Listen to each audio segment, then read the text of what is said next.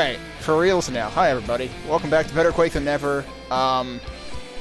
Tonight we are going hard into the Kinn maps. I decided to group the two together since the other time or times that I have like grouped together related things by mappers seems to work out pretty well.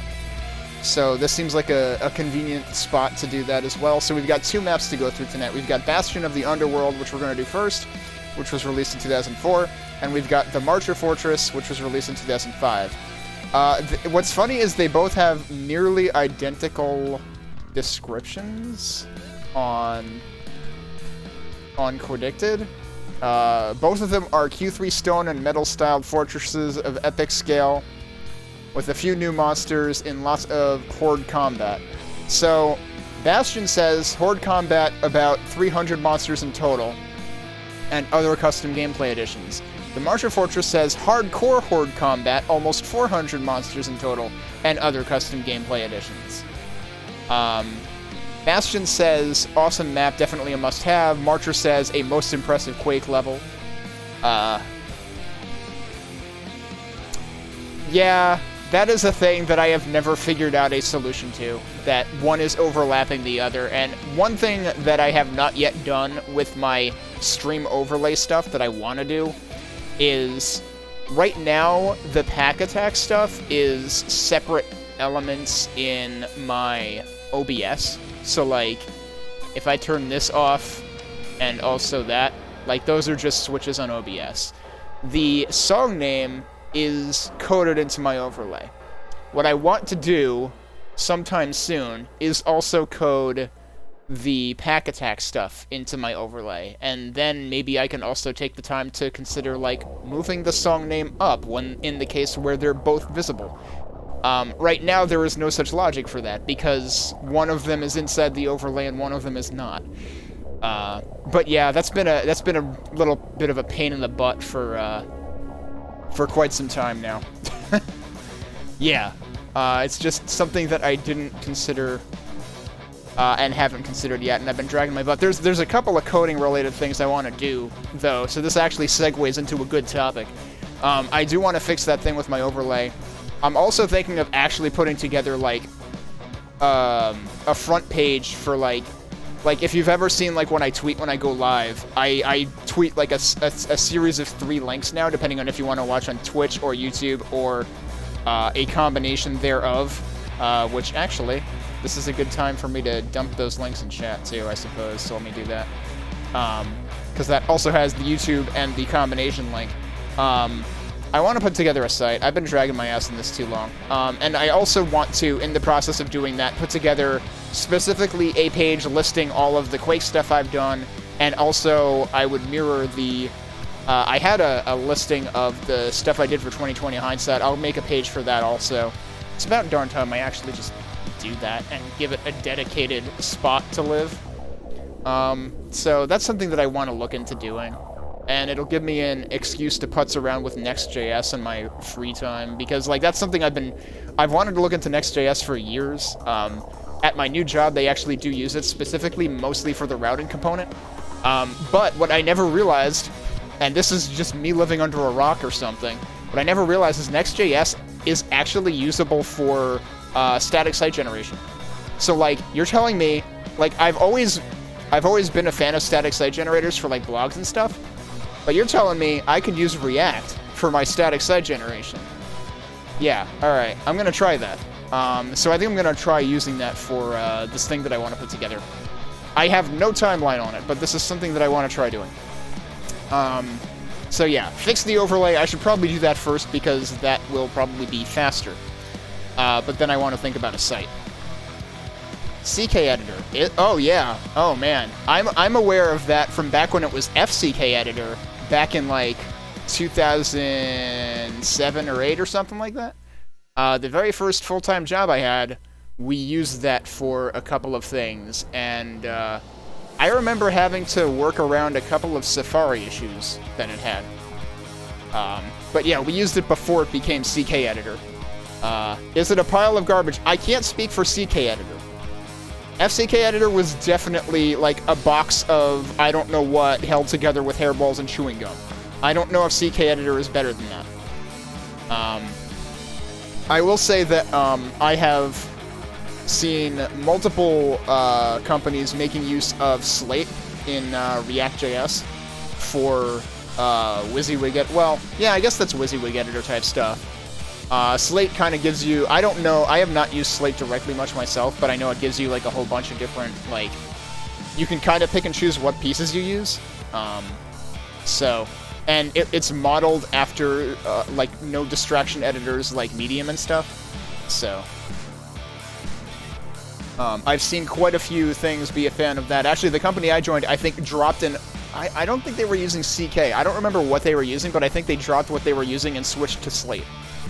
I'm not sure... I haven't seen the surfaces where they use it yet, though, so I don't really have much perspective on that. I'm curious what context you're coming from with CK Editor. I know back when I was at my first job that used FCK Editor, I know TinyMCE was another one that was floating around, and I don't really remember what the ups and downs of each were. Anyway, what were we doing? Bastion of the Underworld. Oh yeah, let's get back to this because I was talking about how these both have very similar descriptions. I don't even remember how I got off topic now. Very similar descriptions, and except Marcher is probably going to be even tougher.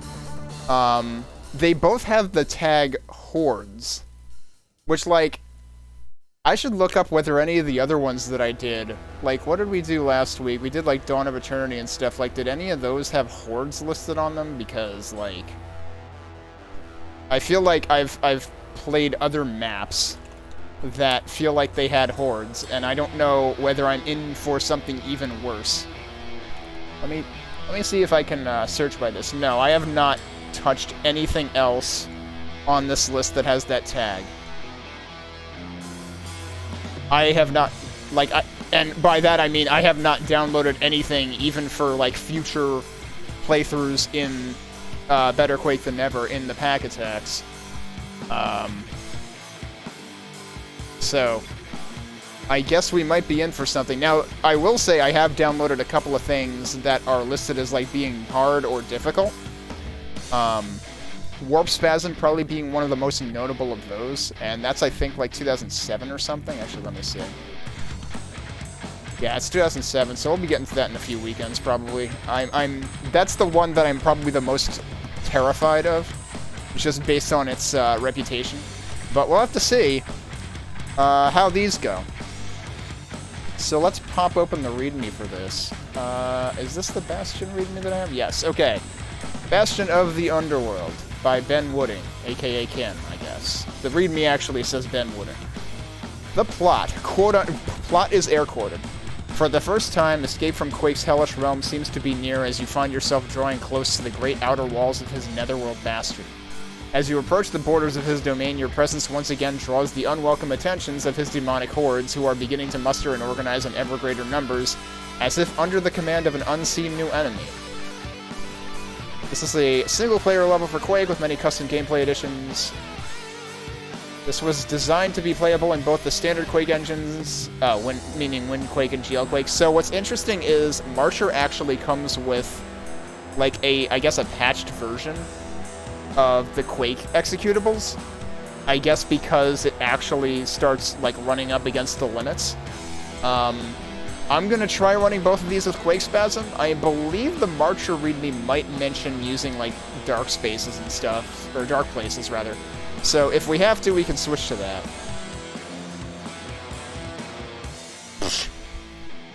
I hope I don't have to axe hordes. If I have to use the axe, we're going to have a bad time. I will say that this is the first pack that I have played that has had a custom heap size of 32,000. I think the highest I had seen before was like half of that or something. It talks about performance here. Of course, you know, bearing in mind this was released in 2004 originally. Our speeds are good all around, averaging around 500 to 600 indoors, but peak at around 2,000 in the two large outdoor arenas. In any case, you can remove all risk of quote-unquote gray flash. I don't know what that means. by adding, and it mentions 2 variables for that. In addition, you must allocate more memory to Quake, which is where he mentions heap size. Yeah, okay. Alright, gameplay changes. Ammo carrying capacity has been increased to 250 for all ammo types. So, like, they just completely... So, like, we were playing the Necros maps last Sunday, and he did some tweaks where, like, he increased some of the caps, but then he also, like, halved the ammo consumption for nails and I think maybe also cells, which effectively increased the max more than it can actually go in Quake, because the max in Quake is 255. You can't set it higher than that. This one just sets everything to 250 max, and that's it. Faster axe attack, making it a more useful weapon. Well, I take back what I just said about axing things being a bad idea. Weaker monsters in easy, see below, interesting. New monsters, flak ogres, sergeants, and shufflers. I'm assuming shufflers are a shambler variant. And sergeants are going to be either a grunt or an enforcer variant.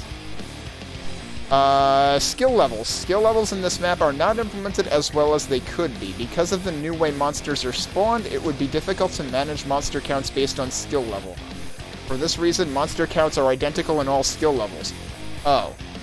In easy, larger monsters have reduced health. I know some players may find this objectionable, but I personally find it more fun plowing through hordes of weaker monsters than having less monsters. So if you play this on easy, it's effectively a Muso pack. Normal and hard should be identical in terms of gameplay with no health reduction in effect. Oh. So if I play on normal, I'm effectively playing on hard, is what it sounds like. Okay.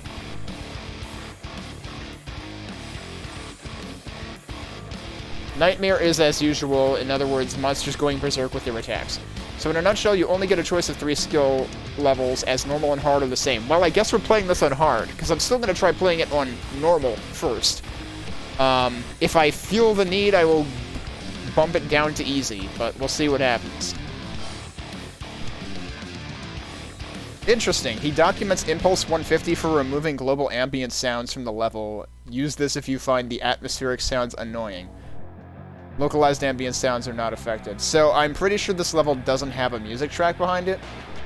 Because I think it's another one that tries to load track 1, which normally doesn't exist.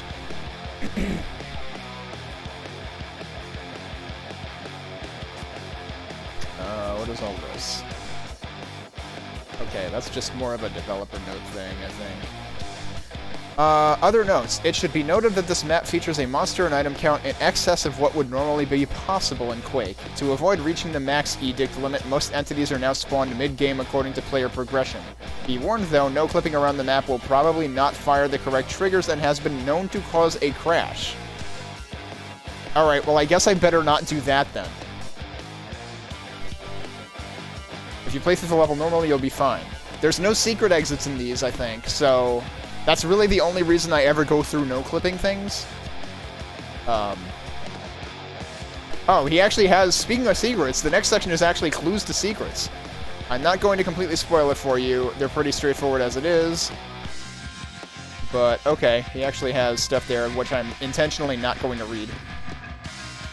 Okay, that's pretty much it for the README. So both of these maps are rated excellent on Predicted by its editors, so... And obviously, these are ones that I think Francis T. had specifically pointed out. So, these are single map packs, which, like, I was mostly keeping an eye out for episodes when I went through the list, in the interest of not making the list take absolutely forever. But we slotted these in because Francis recommended them, so we'll see what we're in for. If someone figured out how to make a Quake map where easy, normal, hard left enemy counts at HP the same, but decreased ammo counts and buff durations, would I be interested? No. That would be problematic, because that just means you would be fighting with the axe on hard all the time. Like, I played Heretic E4M1 and E5M1. I know what it's like to not have enough ammo in a level, and I don't like it. I mean... The one exception I would make is, like, perhaps if the map is, like... if they specifically tell you to like play it on normal first and then go to hard or nightmare, and if the map were like really geared towards like speedrunning where like you're encouraged to ignore enemies, like yeah, then maybe. But other than that, no. Decreasing ammo caps, no, not a good idea. Although I guess you're talking ammo caps specifically and not necessarily ammo box distribution. Because, like, normally when you increase skill levels, like, my understanding is, which, you know, I'm mostly a noob to mapping, but I hang out in one or two places where it's discussed. Like, normally you would be adding more ammo boxes as the difficulty increases. So, the cap isn't as important as the ammo distribution is. So I was kind of conflating the two when I gave you a hard no there. That's actually an interesting idea in that case. I mean, it's still questionable because if it's not done in like a well planned out, finessed manner, then you're going to be doing a lot of backtracking just to pick up more ammo. So it would heavily depend. I feel like that is an idea that is fraught with peril. Let's put it that way. Anyway, I guess it's time to get into this. So let's tune down the music and get my timer ready to go. So we are in the map already. Like, they just give you the command to run that dumps you straight in. I believe that I am on... Yeah, I'm on normal, but we already heard that... Oh, what's all this? Couldn't load a bunch of graphics. Well, I hope that's not a problem. We are indeed not going to have music. Oh well. Let me go ahead and start the timer, and we'll start this. Okay. We immediately have a death knight in front of us. Please don't miss. Okay. I missed a couple of times there.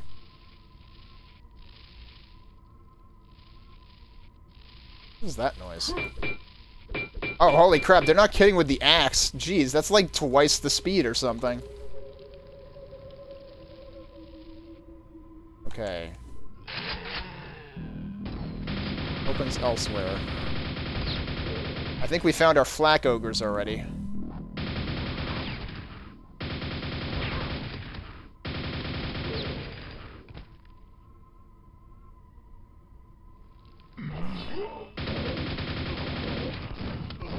Already out of nails. Good.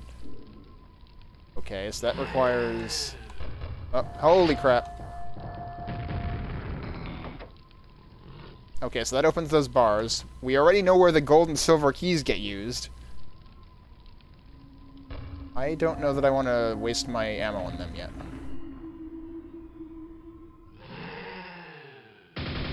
Okay, these are regular old grenade ogres.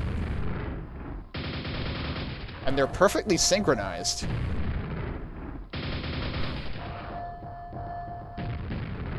Also, is it just me, or are these explosions, like, HD or something? Like, what's going on here? I feel like I'm watching the Monty Python How Not to Be Seen skit or something. Oh, he's dead. Where'd the other one go? The other one has mastered the art of how not to be seen.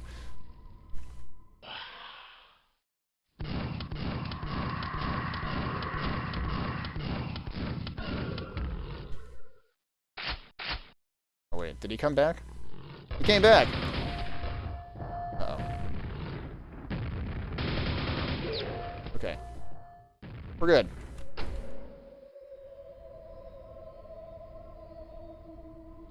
So, this is interesting, because, like, yes, these are definitely Quake 3 textures, but, I forget who it was who was, I don't, was it Two Cats? Or maybe it was you, DS, I don't know. Who was commenting last time, or a couple of times, on how, like, the maps that we've done that have used Q3A textures in the past have typically also adopted, like, more Q3A-esque mapping, like, geometry styles and stuff. Like, you'd have, like, these open, curvy environments, whereas this is very much not that. This actually feels like they applied Quake 3 textures to a Quake 1 environment. And that's actually kind of cool. Like, I feel like I remember saying at one point, probably when we were playing Insomnia, that, like, this just looks weird to me.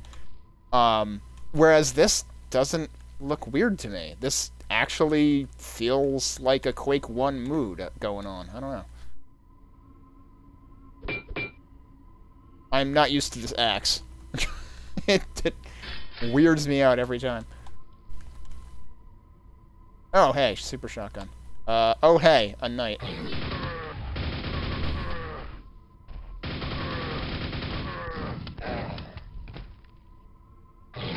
Oh, jeez, what? Where are they? Oh, they're below me. Okay. Alright. Yeah, that makes sense. That's the only direction that I could have possibly looked, that I hadn't. They're down there. Those knights are actually the get off my lawn knights.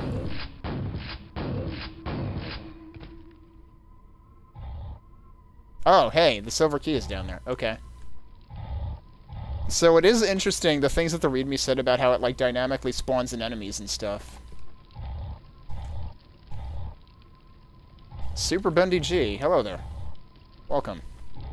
Wait, that's gotta be a trap, right? Also, where are the knights? They were totally down here. Oh, hello, that's a fiend. Alright. It's not who I expected.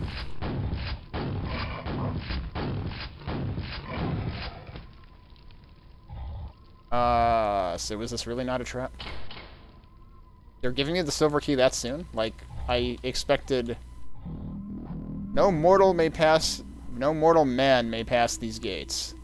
Interesting. I do have to remember the increased ammo caps in this map. Did those guys just, like... Where did they go? I thought they were shooting up at me from specifically where this key was. Oh, there they are. Jeez.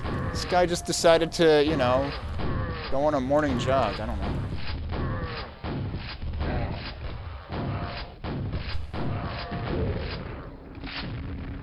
Oh, whoops. They were having an argument and I interrupted it. How rude of me. There is plenty of health and ammo, I will say that, and I am going to attempt to save a bunch of it. Where the heck am I now? Have I seen that area before? I don't know.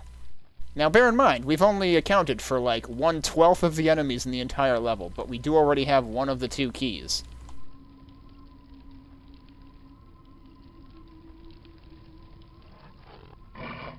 Oh, hello. Where'd you come from?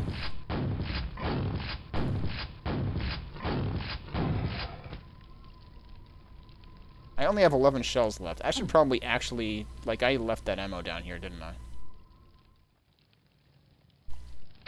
There's no reason for me to leave that there. I'm not anywhere near Cap.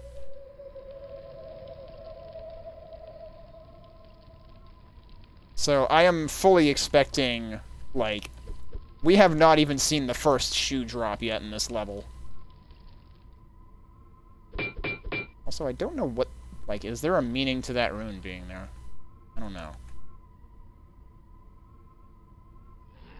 This is still barred. Yeah, no, this just has a monster, like, clown car script.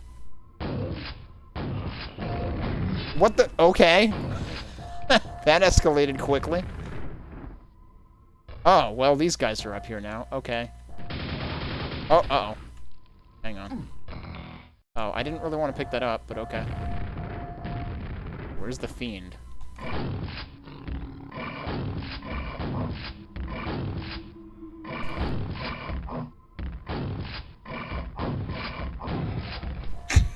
He just never got through that door. Fiends and doorways have a strained relationship in general.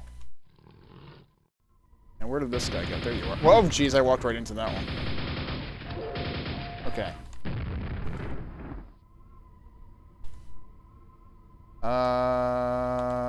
Yeah, now we want to go through here. There's another ogre. Oh, wait, that's through the green, the gold door. I don't know why I said green. There are rockets here. I have not found a use for those yet.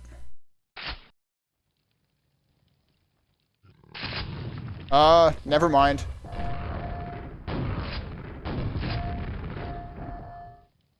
Where did he go? Just wandered off, alright. Yeah, never mind, we have a grenade launcher now. Also, that was actually kinda neat. It's like that one part of Hexen 2, except without the earthquake that lasts 30 minutes.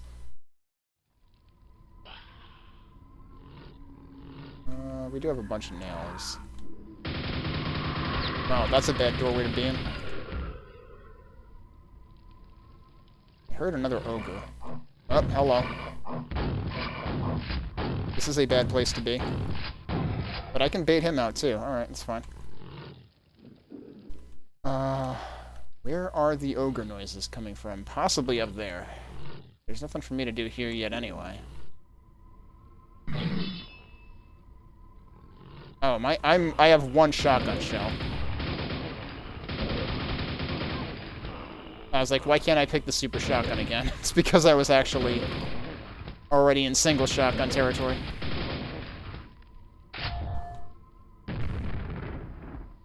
Wait, where did that come from? Oh, wow, all the way up there. Okay, also that guy. Oh, jeez.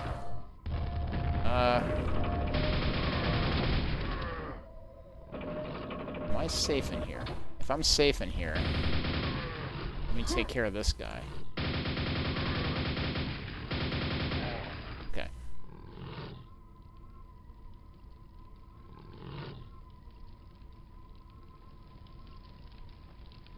And there's the gold key.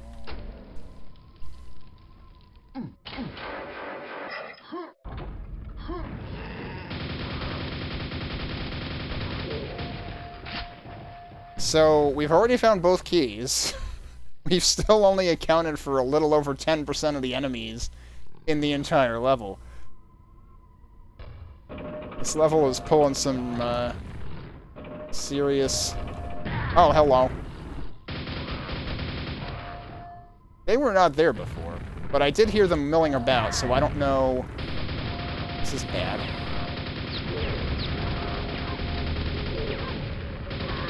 Hello. How did I not... Maybe I did get hit by that. Let's pick up all that ammo. I would like to go back down.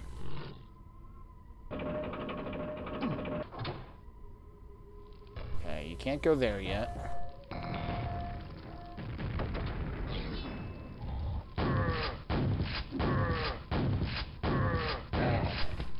Got more armor. I don't know if I want to take that yet.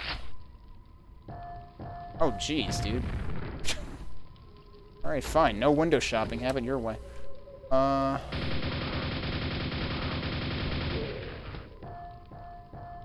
It's one down. I might not worry about the other one yet. No, I should probably worry about the other one.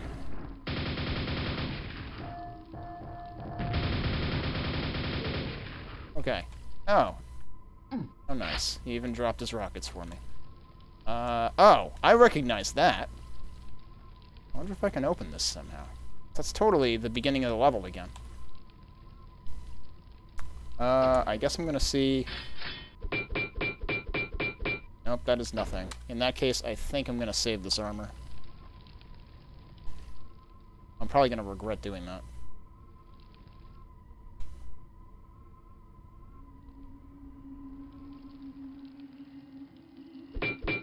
I feel like there really ought to be a way to open those bars.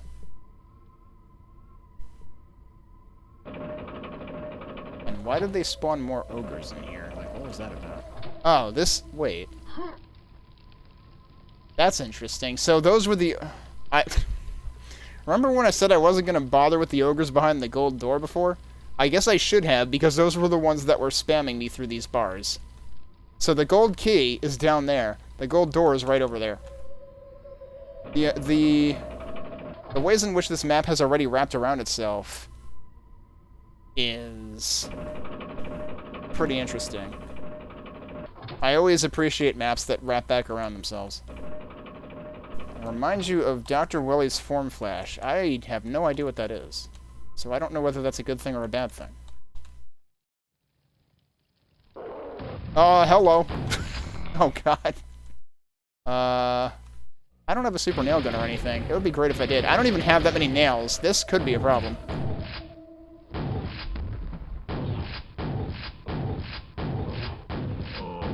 Okay, not a problem. I am starting to be a little worried about ammo, though. Alright, so see? All that just to get all the way around to the same place we just were. Except on the other side of the bars. I haven't found any secrets yet, either. Okay, I was gonna say, what was that noise about?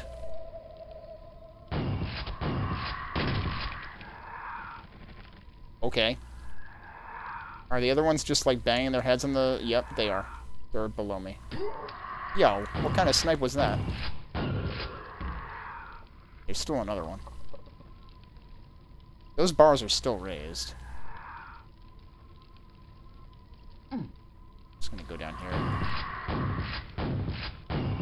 I would really prefer to not be whiffing as much as I am. I'm just gonna grab that at this point.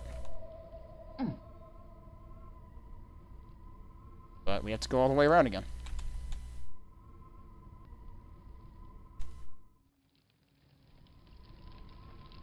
Whoa, I noticed some frame drops on my end there. Also, I'm noticing I did actually drop a few frames on my stream at some point, but if you saw that get jittery, that was the game right there. We're going this way. Oh. Very worried about ammo. I do have some grenades, though, so I should probably think about using them. This is... Where is this? Okay, we're probably headed over there. Good, we've got some ammo here.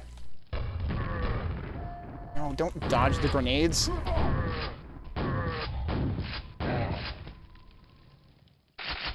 Alright, good. That was a 40.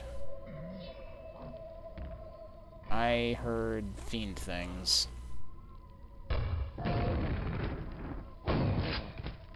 Here's the fiend. That's probably what we heard at the beginning of the level. Oh, the fiend is actually behind that. Okay. If we could stay in one place, that would be great.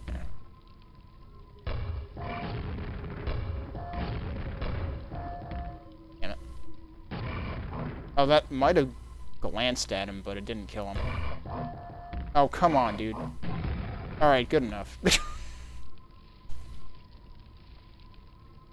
Alright, so there's some health there. What is over here? Another fiend. Uh-oh.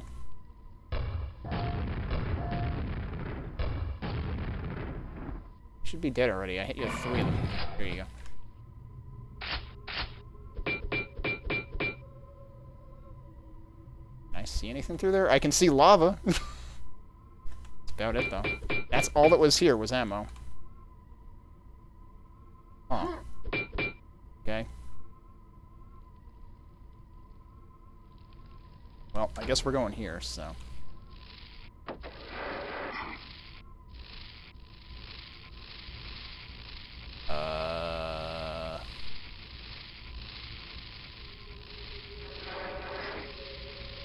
Well...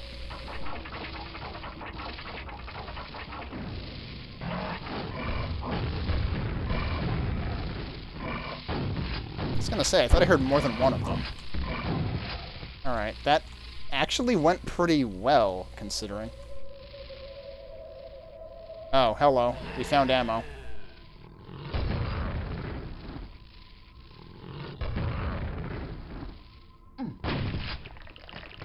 I wish you wouldn't have done that. So, first of all, they definitely changed the giving effects, because, like, it never made that sound in the past. I really wanted that guy's rockets back. But oh well, we've got rockets over here. I guess it's fine.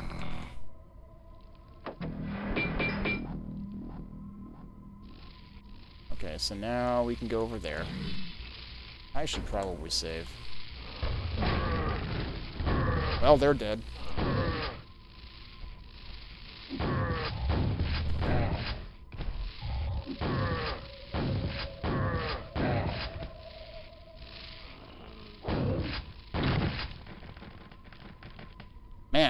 They really upgraded those effects. This isn't... Is this the same door as before, or is this another one? This has got to be another one, because this is, I'm pretty sure, taller and narrower than the no mortal man door we found before. Oh.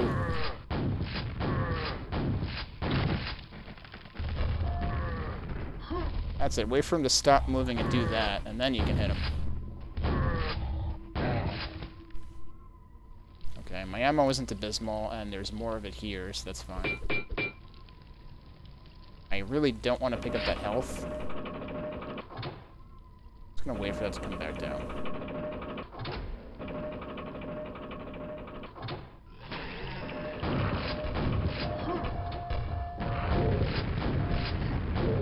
Whoops.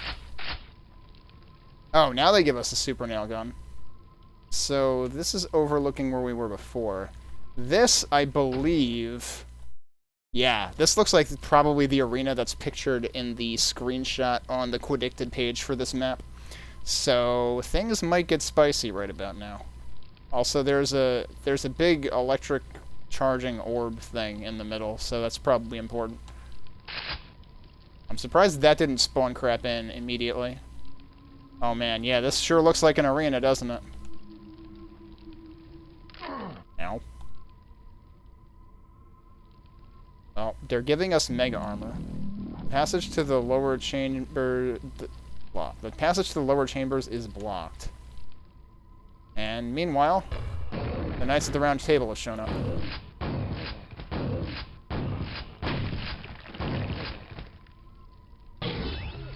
Oh, is it gonna be one of those phased battles? Yeah, okay. We've seen maps like this.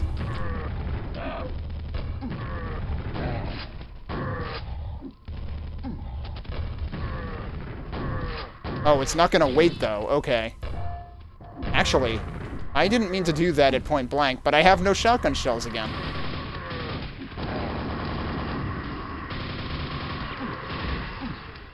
I don't suppose you got any shotgun shells anywhere. And meanwhile, old man yells at Cloud over here. Some bars have been drawn. Not all bars, just some.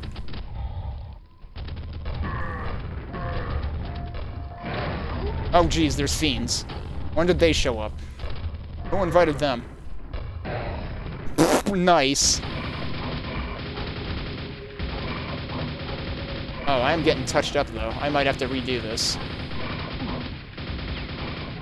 Here's another one. Where are you?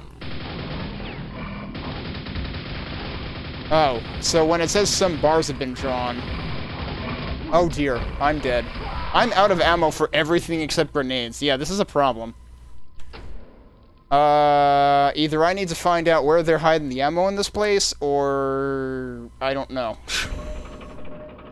Well, we get to do it all again. Wait, were there 3 of them last time? I thought there were 2 of them last time.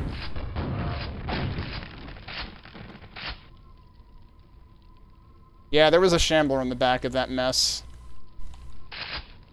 Seriously, though, like, where are they hiding the ammo in this part of the map? Because, like, unless there's some in there. I did not get to check in there. So I guess this all begins when I go back there. Actually, did I go back here either? There's ammo in there. Okay, there's also a quad here. Useful information. I will probably save that for when the Shambler shows up, though.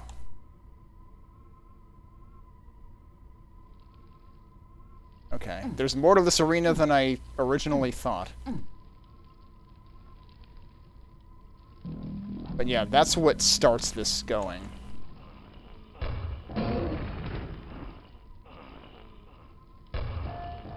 How? Oh, great, that missed everybody. Thanks. Oh, and I didn't want to pick up that armor yet. Where were we doing that? Oh, that's what happened last time. One of them immediately gibbed on spawn. Like, one of them telefragged the other, or something. So that's weird. Okay.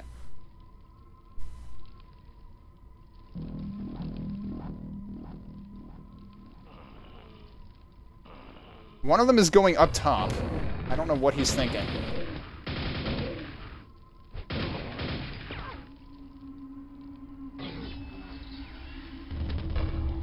I completely lobbed that over everybody's head. Like most of my jokes. Could you tick that guy off? Yeah, there you go. Good. Infight. Yeah. If this is going to be a horde map, then I'm going to try to get people to infight.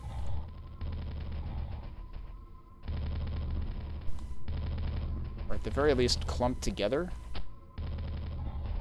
They're not clumping together at all. Where are the other ones?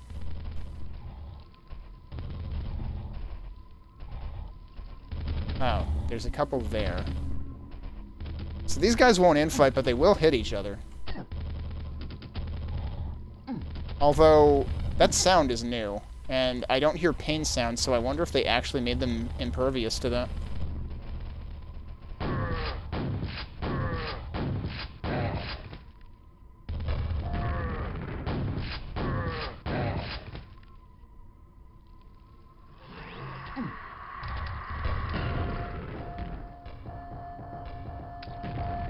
Oh, that's where the ogres are. Okay.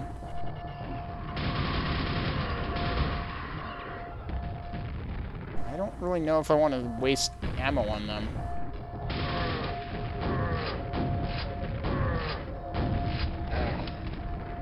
Oh. Okay, so when they say the gates have been raised, it is the,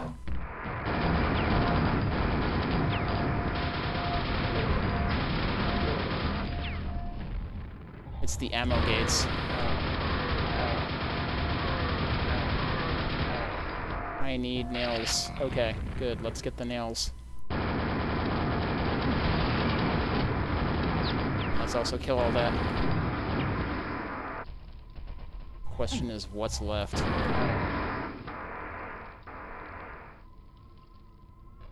There's still a couple of ogres over there.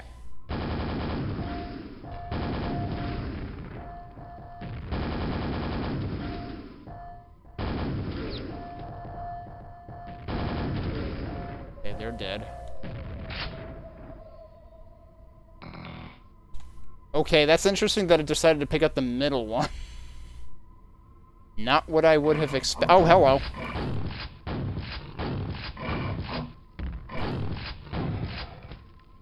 Okay. Access to the lower chambers is granted. We did it. We didn't die. And I haven't picked up the armor yet. So that is actually still here. Okay. I guess we're going down there. I'm gonna double check that I haven't left anything around. Oh, interesting. So this actually... Right, this was this door. We went in the top way. So you can actually backtrack out if you want to get, like, I don't know, more ammo that you left behind or anything, which I don't know that there's any that I've left behind. So I'll check a little bit. I left behind health. But I feel like I may have picked this place entirely clean of ammo.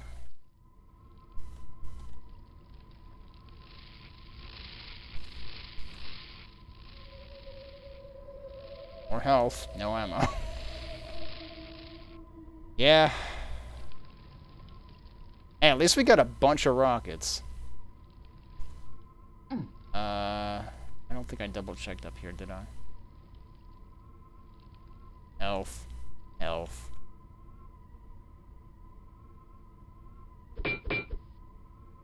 Another rune. So we saw a rune texture where we picked up the super shotgun. And there's another one there. I don't know if there's any meaning to that whatsoever. I'm going to try something regrettable. Oh, okay. That wasn't as regrettable as I expected, actually. I was expecting it to, like, telefrag me or something. Grunts? Really? Hello, what? No? Oh, these must be the sergeant things. They've got friggin' plasma rifles. Pew pew. What? No, there actually are grunts somewhere. Hang on. Where are the grunts at? There you are. Oh, I'm gonna get absolutely slaughtered here because...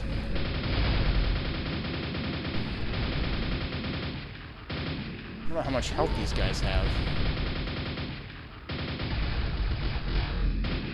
I think he's dead. Yeah, okay.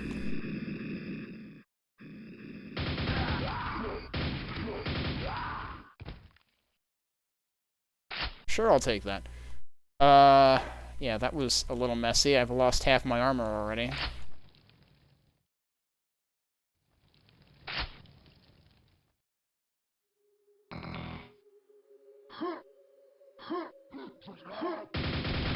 Oh my god! They're borrowed from Quake 2. Interesting. And yes, they drop cells. Okay. So they took the Quake 2 machine gun dudes and gave them plasma rifles instead. Fascinating.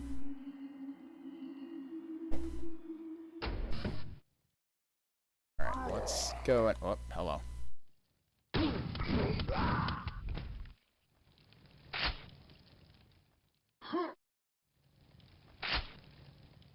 They're starting to tease cells, though, now. Yeah, I knew that was gonna happen. Zombies? Stop sidestepping that.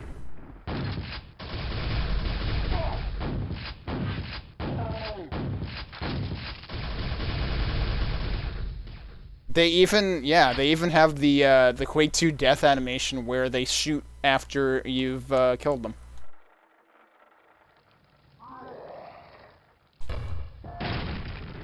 Oh, they're dead. Did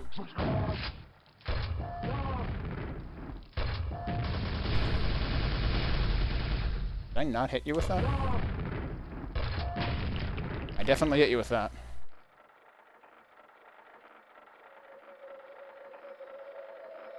Huh.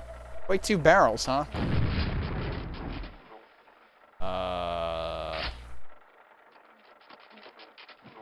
Do I want to go down there? I don't know if I want to go down there.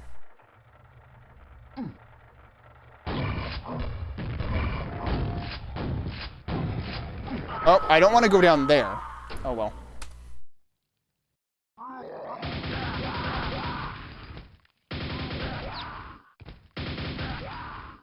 Good thing about using nails on these guys is you don't risk giving them. Because the reason I don't want to give those guys is they don't drop ammo if you give them.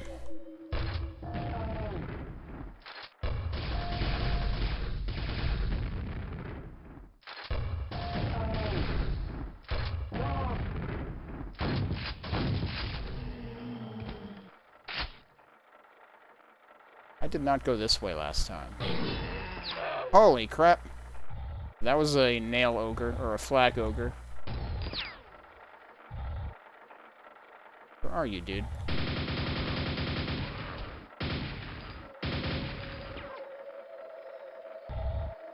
Come on.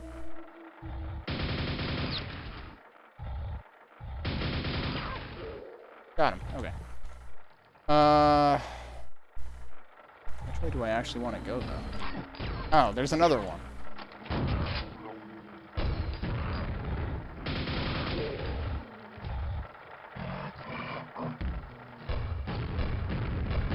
Okay, this is exactly where I looped around to before. Like, this has to be where I dropped in. Yeah, it is. That's that. Okay. I don't know what's killing zombies, but it's not me.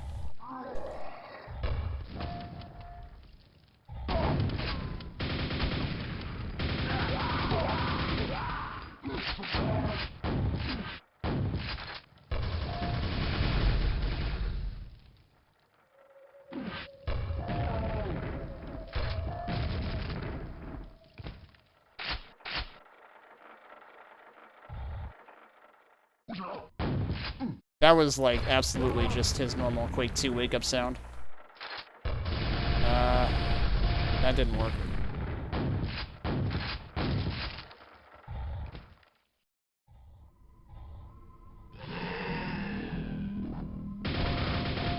Oh, jeez.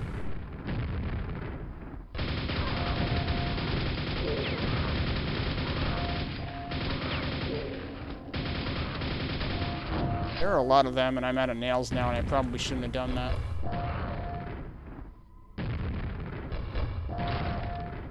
I think one of them's dead. Okay, they're done. I can't do anything there yet. Anyway.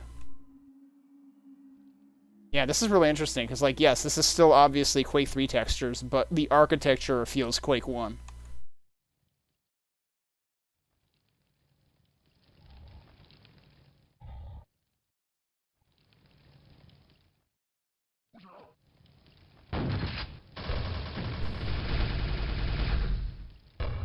Oh, damn it. What, did the other one bounce back and get him? Wow.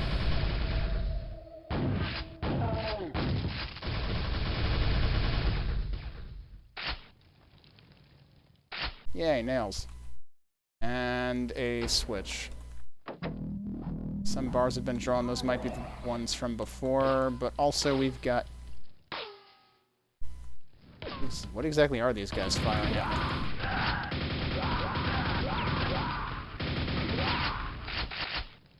Shells, okay. Those ricochet sounds were new, I think?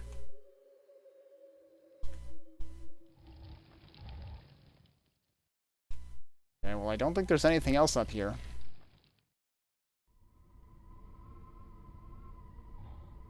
Yeah, so now this is open. Before I do that... I'm real curious why that hole exists, first of all.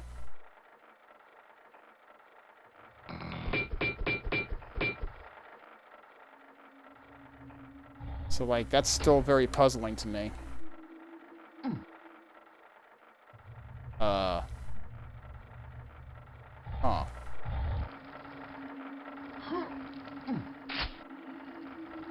Oh, that's what's been killing zombies. Okay.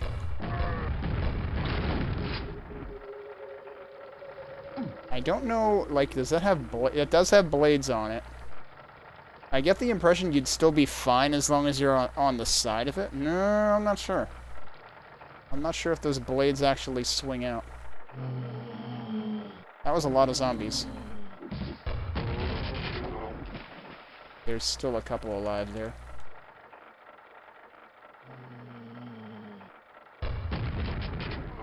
Okay.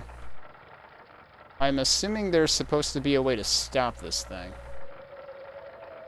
Because I don't think I can realistically... So the zombies are over here, and they were probably just wandering too close to the blade. That's probably what was happening. Okay, which way did I come from originally? Not this way.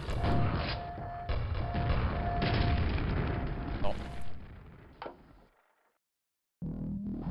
Okay, and there's one on the other side. And there's another ogre there, too. I'm not going to aggro him from here, because I would just waste all my nails. Something's got to give here. I guess we'll go over to that other place where I managed to draw the bars out. It's up here.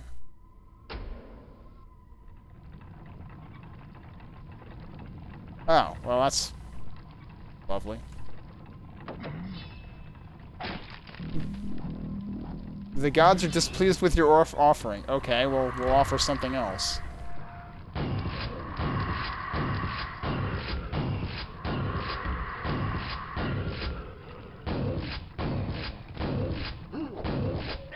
There's another one. I have almost no armor. Hey, look, another silver key. Heh. So, go figure. I shouldn't have worried about the fact that we were getting both keys awfully early, because there's more than one of them. Did I see a Vor in there? No, there's a rocket. Why did I think I saw a Vor somewhere?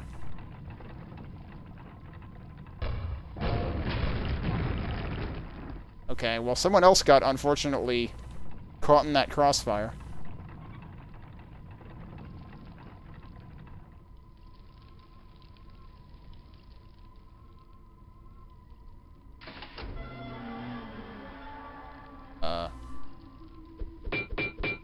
Zombie noises? Oh, that is what the silver key is needed for. Okay.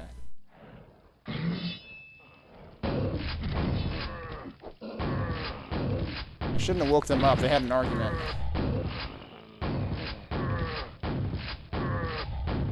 Oops.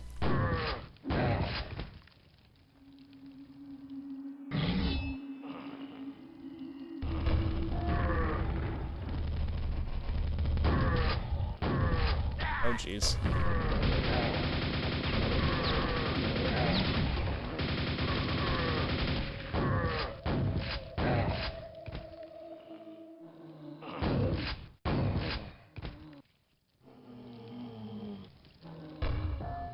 That is not a live zombie. Ow.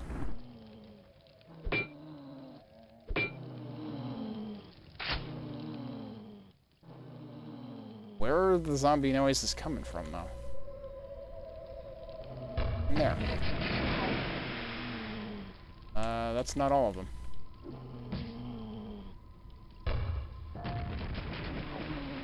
Probably still one on this side.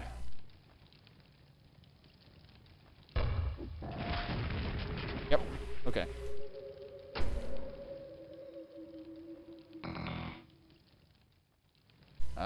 There's shells over here, but I'm not going to be able to avoid picking up that health. The hell is that noise? Oh, this might be our shuffler.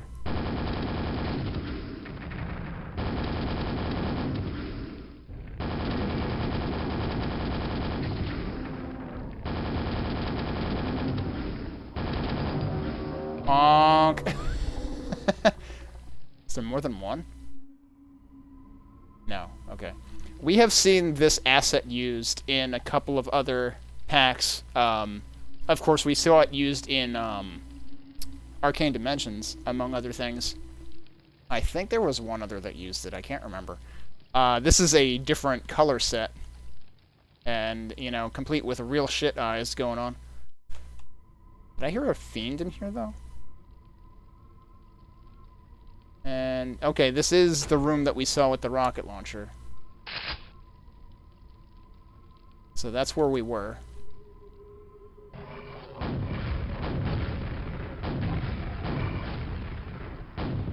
Whoops.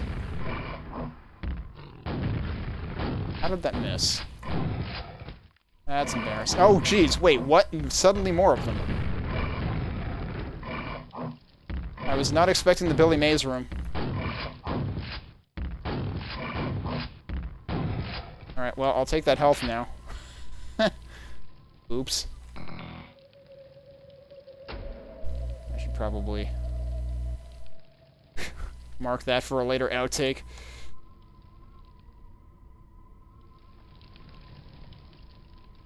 Okay, so we found the key.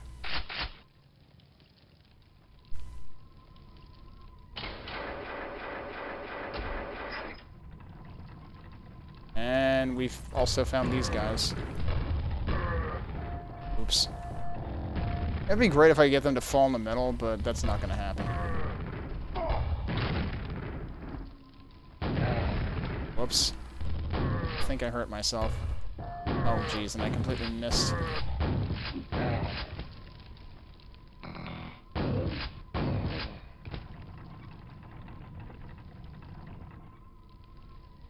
Oh, right, and this is where we need to use it. Okay. I don't like having no armor, but there is health kind of all over the place. I still have not found a single secret in this map.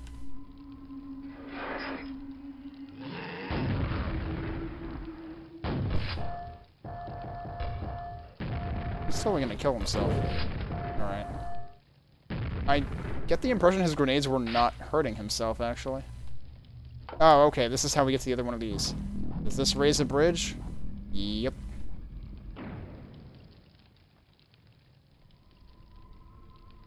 I guess I'll take this. Of course there's more enemies.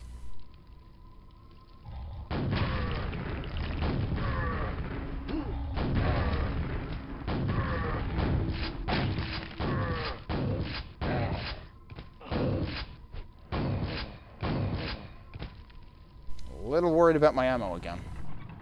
Because, like, I'm pretty sure I've taken all of the ammo that is everywhere.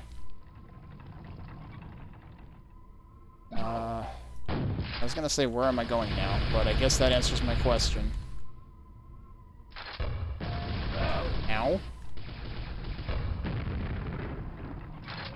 Oh, shit. Well, you can't get out of here. If you go in here, you're supposed to die. Alright, we're doing that again.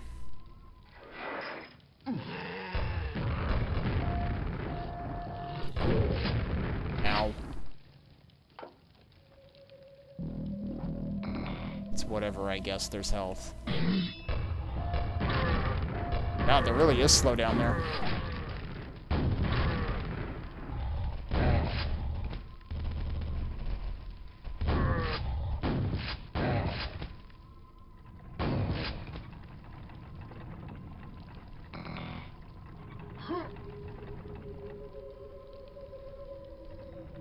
So we were going back this way. Oh, God. I didn't wait for him to stop moving. Ow.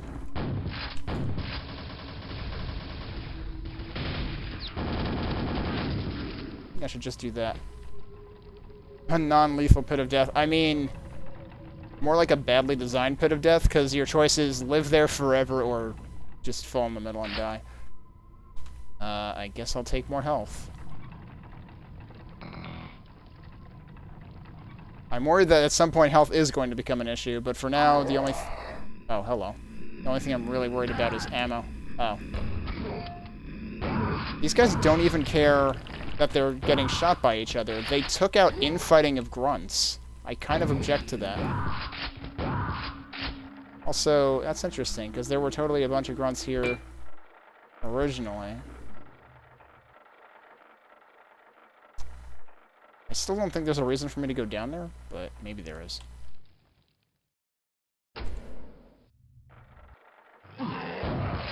Yeah, that's kind of a shortcut now. Oops. Oh wait, those two did fight each other. Okay.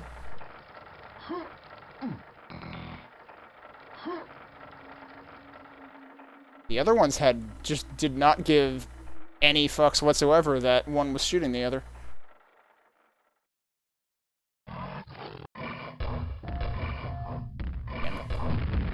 Stop jumping over my grenades.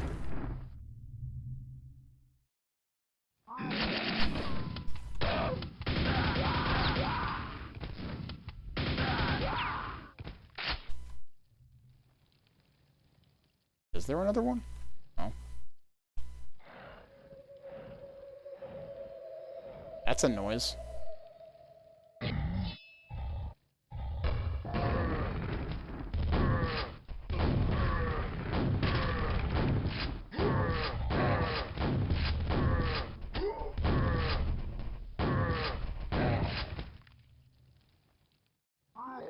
There's a switch there.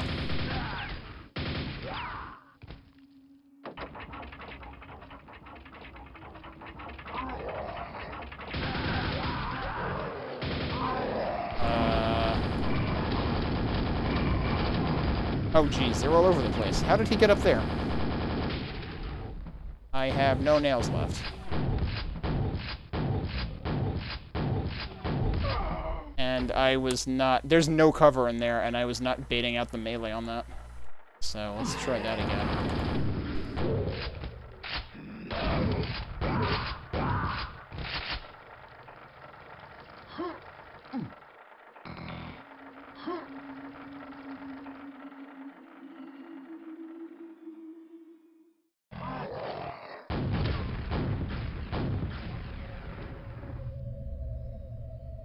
Where did I get? Oh.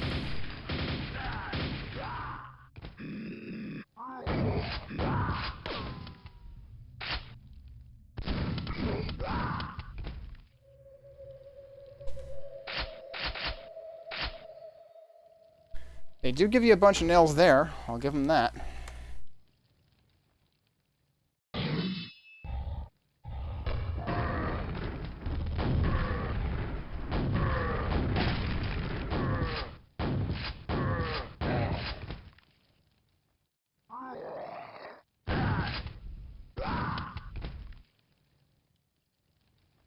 Okay, before we hit that switch, there's a thunderbolt right up here.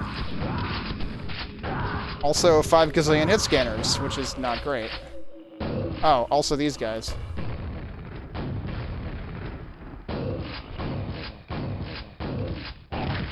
Well, I guess we're going back for health.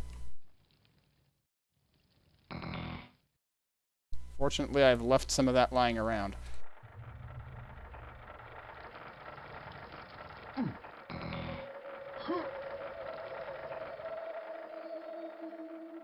I'm not sure how I feel about how much health I lost there, but when you've got a room with that many hit scanners in it, ugh, there's only so much you can do.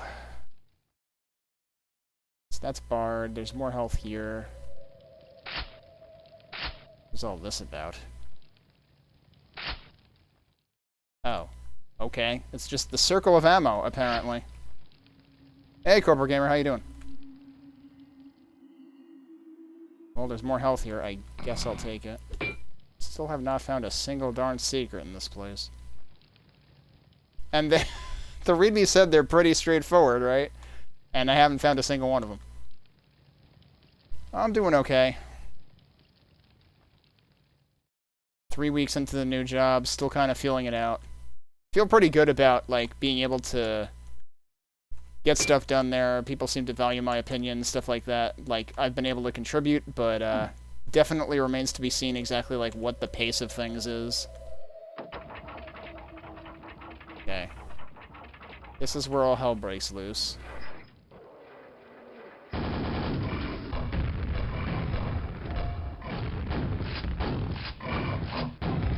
That was not smart. Okay.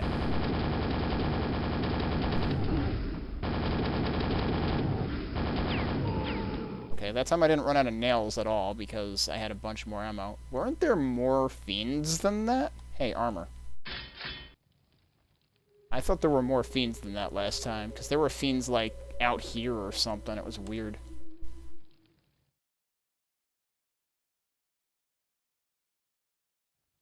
So... Oh, wait. So that's open, and also this. Interesting.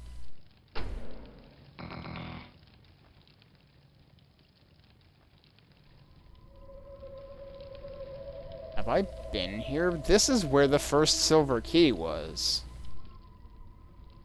Oh, wow. That's neat. But this door, this was the first no mortal man door. And that is still closed.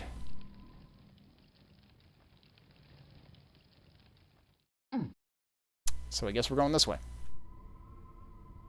Did I save? I think I just saved, but just to be sure.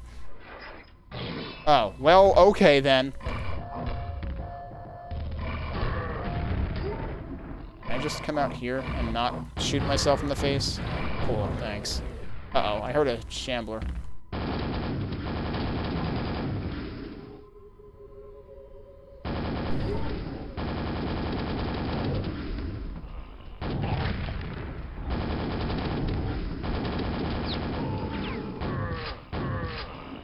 Okay, this is an arena.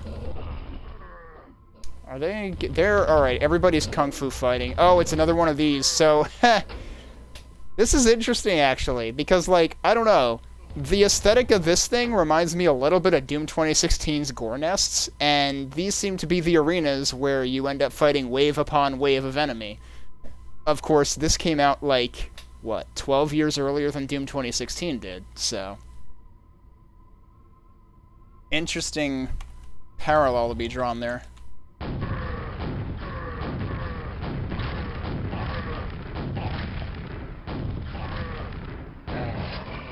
Oh god, I was gonna say I should probably save, and then all this stuff just came out. Multiple shamblers? Okay, what could possibly go wrong? Oh, he was in a fight. That other shambler was in an infight. I shouldn't have bothered him. Okay, yeah, this is a bad spot to have saved. Alright, we're fine. Don't worry about it. Just, yeah, that's it. You guys can bully the shamblers. I'll deal with these guys. Oh, also that one guy who's left, apparently. Okay, they're all dead. Great. Ow. Wait, there's ogres. Okay. I'm going to save again, because this is a better situation to save in. than where I had actually saved. I should... Oh, never mind. That's fine. Okay. Oh, hello. Where did you come from? This guy just photobombed me.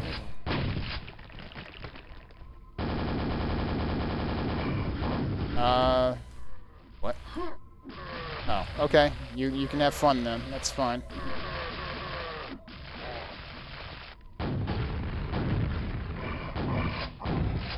He's dead. Whoops. Uh-oh. Time to bring out the big guns, I think. What the heck? Did he just, like, frickin' ram me? I mean, they did say you need a lot of RAM to play this, this pack, but that's not what I had in mind. Bonk. Oh, there's multiple. Oh yeah, that's right, they do have the charge attack. I remember that from, like, Arcane Dimensions and stuff. I just never generally let them hit me with it. I am under the... Oh, hello. Oh. I got a pentagram of protection. Well, in that case, I'm just gonna ask this guy a question repeatedly. I don't exactly have quad, though. Well, alright. He got tired of 20 questions anyway. Hey, it's a... Is this supposed to be an albino one or something?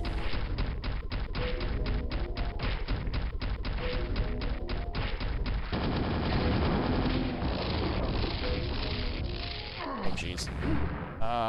So I need to stop tanking damage now because I no longer have the pentagram of protection.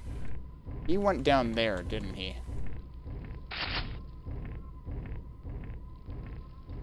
Wait, no, where is he?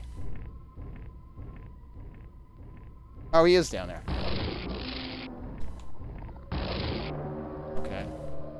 That one feels like it took more effort to kill. Nice. There's still ogres somewhere. I should probably save, though. I again have no armor. Big surprise. Is there any armor down here? Also, it said access has been granted to the upper level. This is a very big door. Oh, that's where the ogres are. Okay. Can I get to them from here?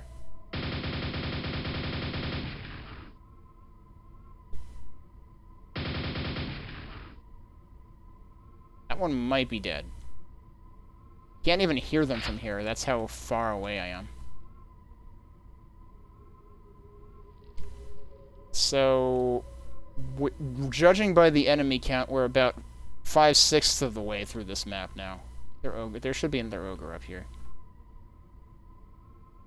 Wasn't there? Oh, wait. It's further up. Yeah, there he is.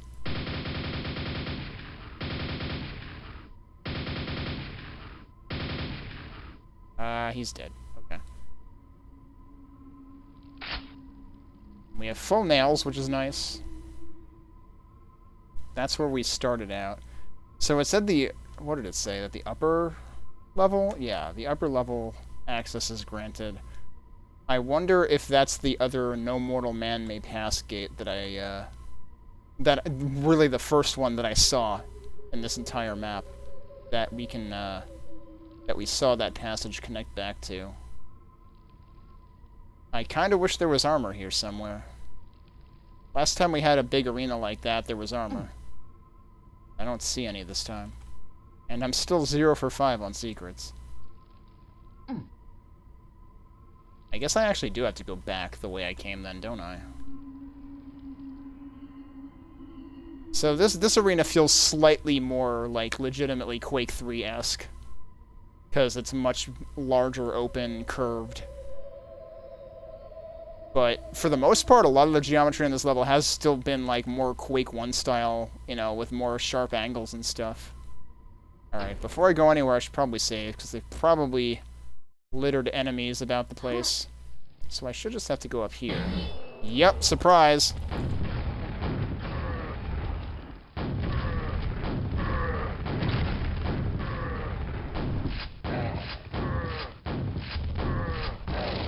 I'm out of shells, really. Okay.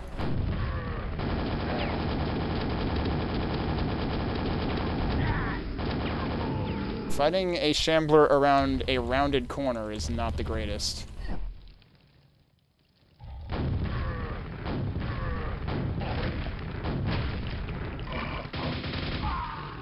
Nice landing, dude. I want to remind myself how much health I actually left out here. Okay, there's a couple right there, there's a couple over there. So if I have to come back for health, I can. Health has been the one thing that I have not run out of pickups on this level for. Ammo has been questionable at times. But evidently the only thing I'm actually low on right now is shells.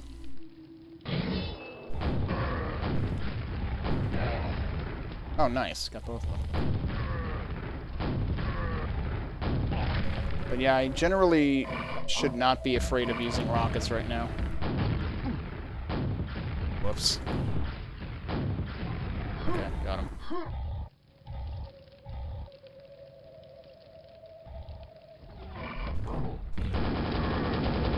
Oh, that was a waste because he probably would have been fought. Okay, yeah, infight, please. Wow, these guys don't even care. The Shambler is dead. The Knight won. Holy crap, what a trooper.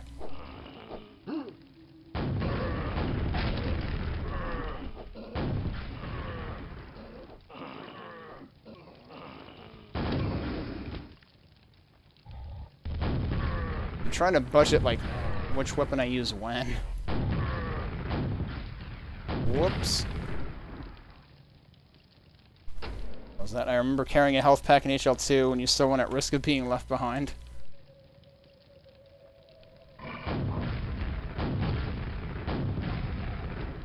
I was doing that all over the place with blood.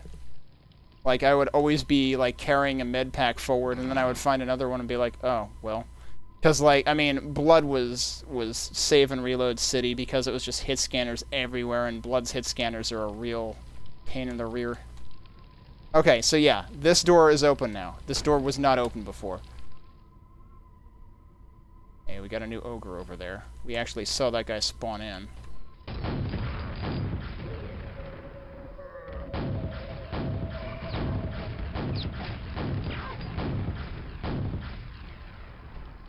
Everything dead? No, there's a lot of... Oh, there's shamblers over there.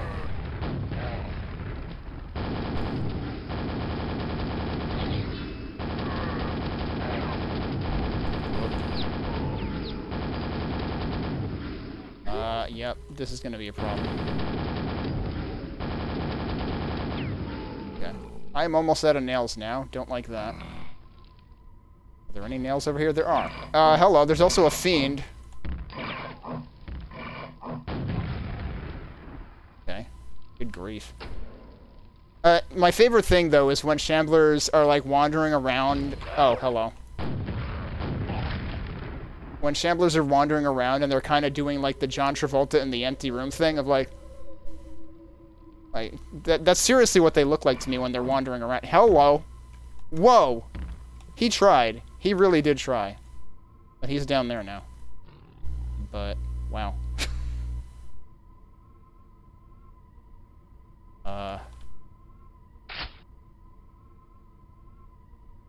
So, this is interesting. I'm not exactly sure.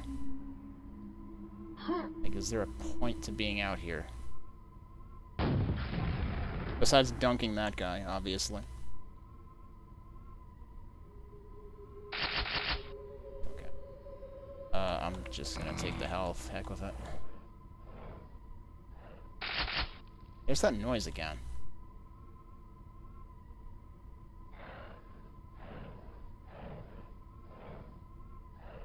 Still don't know what that noise is, and I still don't like it. Oh, this is the Q3DM7 floor texture right here.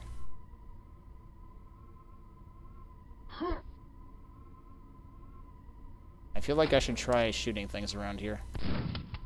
It's like, why does this place exist? Like, this just seems pointless. I mean, I guess the archway is there for the aesthetic of the fight down there. Alright, so let's just continue, I guess.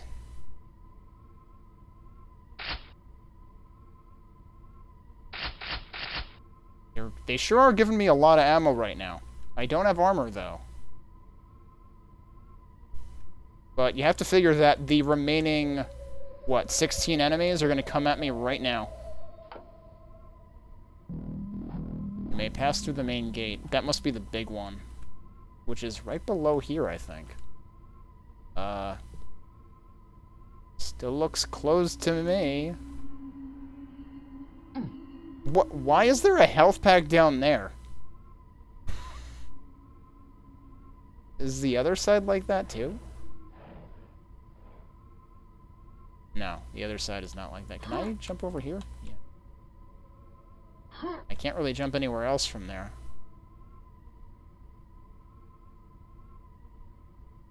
Alright, well, I guess we're gonna... Oh, I should have gone the other end. Well, I don't need the health, though.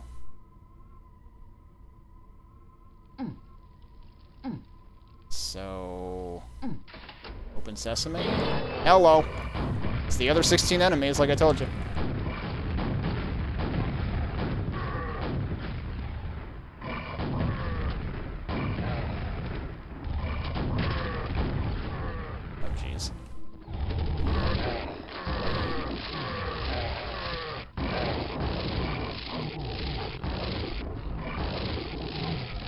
There's 2 of them. There might be more than 2 of them. There's more than 2 of them. Almost out of that.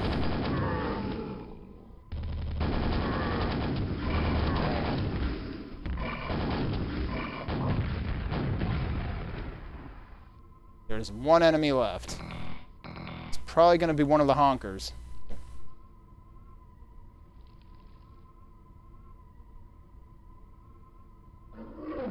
It's one of the honkers.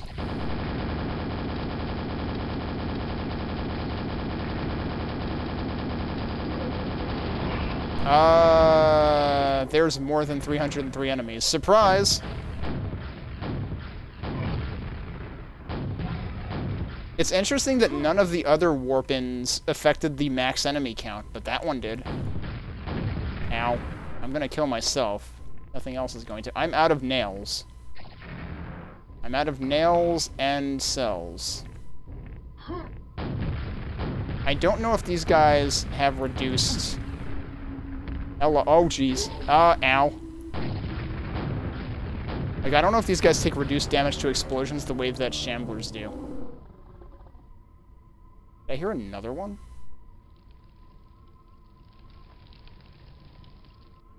Well, that's the end of the map. I didn't find any secrets. I think the game avoids auto-switching to rockets. I had switched to rockets, but I was, like, going to switch to something else. So, like, auto-switch should not cause you to hurt yourself with splash damage. However, trying to switch to a weapon that you don't have any ammo for will. Because it will just prevent you from switching. I guess I will stop the timer.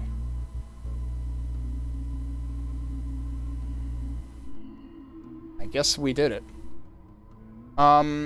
So I don't know why this map is tagged as hordes when some of the other maps I've played were not tagged as hordes. Because this doesn't feel much more horde-y to me than some of the other stuff I played. I forget if it's the I want to think it was the Necros maps. No. It was the... crap. I'm drawing a blank on the name. Hang on. Let me go back to my list here. It was the Kona maps that had, like, the rooms with gluts of enemies, and then sometimes, like, a door would open and suddenly more enemies, or, like, more enemies would warp in or something. Like, I've seen other maps do this kind of thing. Did this have, like... this had more like multiple arena focused battles and stuff, but like I don't know. I feel like I was expecting worse actually than what this threw at me. You know, we did have 1 or 2 times where I was a little worried about ammo, but that's not to say that I haven't had times like that in other maps that we've played too. The architecture was cool. I appreciate that this is the first map we've seen that has taken Q3A textures and applied them to architecture that is not necessarily entirely overwhelmingly Q3A. So it still kind of feels more like a Quake 1 map.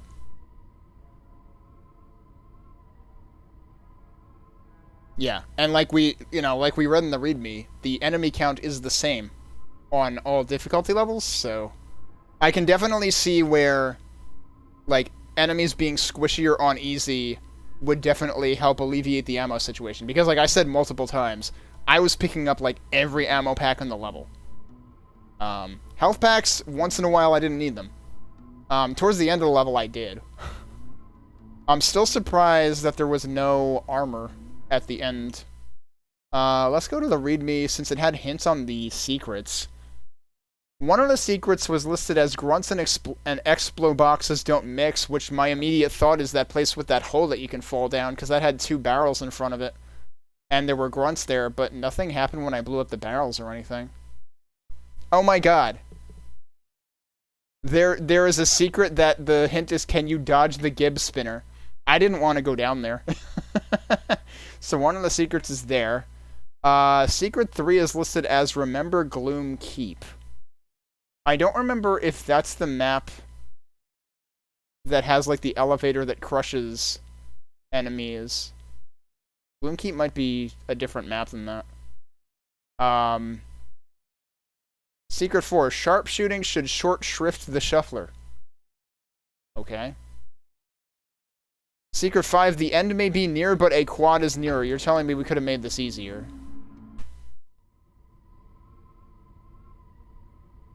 I wonder whether it's inside that door or outside. I'm gonna assume it's inside that door.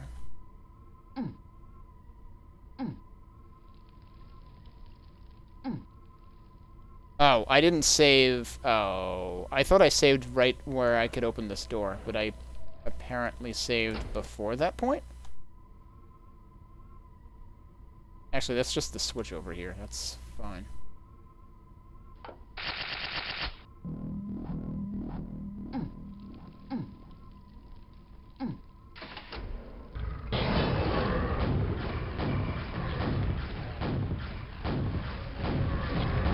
Now I'm, like, hunting for any sign of destructible anything. Because the problem is all these enemies come out and, like, good luck even getting in there. Oh, I even spawned that guy. I don't know where there could possibly be a quad here, but also... Oh, I died.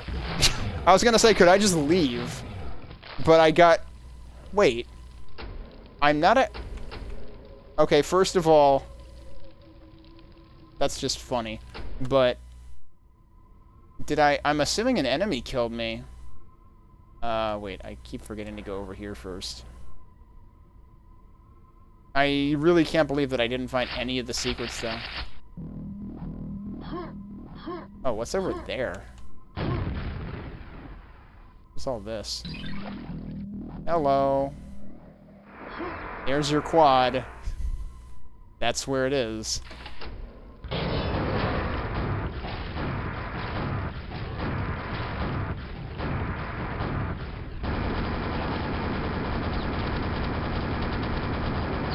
Which just completely trivializes the end of the map.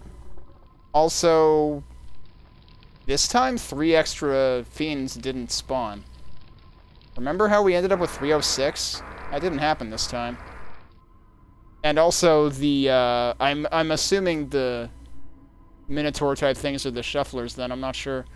That delayed in coming out the first time I played. Like, everything else attacked me, including 3 extra fiends. And then the shuffler only appeared when I got near the door. Oh, well, happy birthday to your brother, Steve Maniac. So we just finished the first of 2 Kinn maps. This being Bastion of the Underworld. These are both listed classified as horde maps, but they don't feel excessively more horde-y than anything else that I've played already. So I will say that, like, they're like, if anything, it errs on the side of insomnia, where like it gives you plenty of room to work with when they're going to toss a lot of things at you. There were definitely a couple of tighter space parts too. I appreciate that this map has like a combination of like inner and outer areas. So, yeah, I thought this was cool. I might as well take a break. And then we can come back and look at the Marcher Fortress, which is the other map by Kinn. It seems like Kinn only has 2 maps released on Quadicted, and these are those 2. So we're going to do that when we get back from break. And if we have time, then I have a couple of things we could potentially revisit. So, yeah, more Quake coming in a few minutes. But let's take a break right now.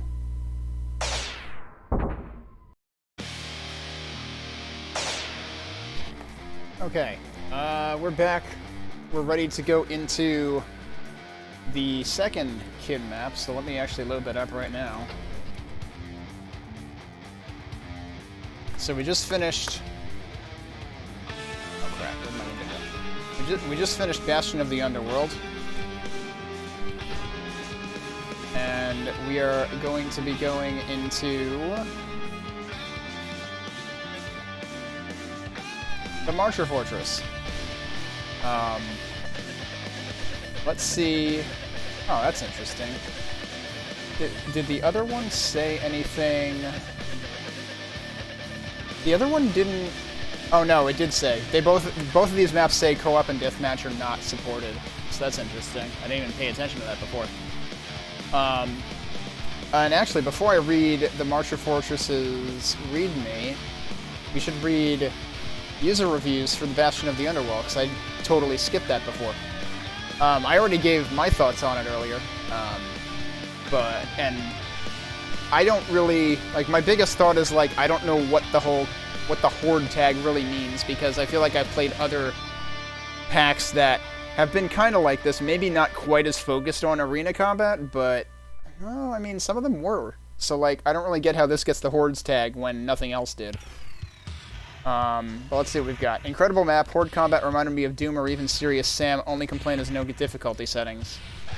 I mean, yes and no. There were difficulty settings. It's just they don't change enemy count. It didn't really... I wouldn't say it reminded me that much of Doom. And I haven't played a whole lot of Serious Sam. I could see where it would remind people of that a little bit, but, like, I still think that's overplaying the horde aspect.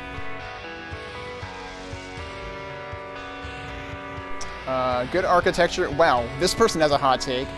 Good architecture with bad gameplay. New monsters are ugly. Overall pace is boring. I don't agree with that at all. You're entitled to your opinion.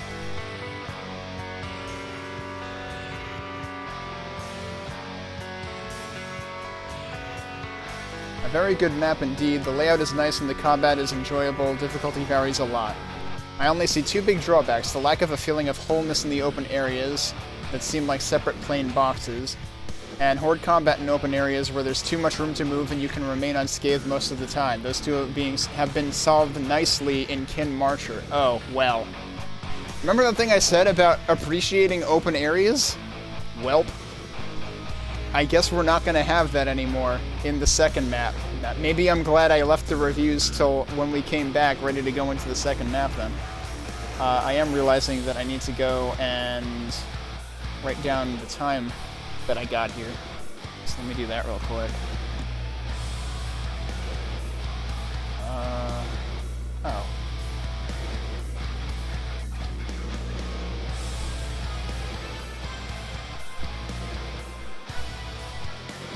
that's right. That was the way I did that one.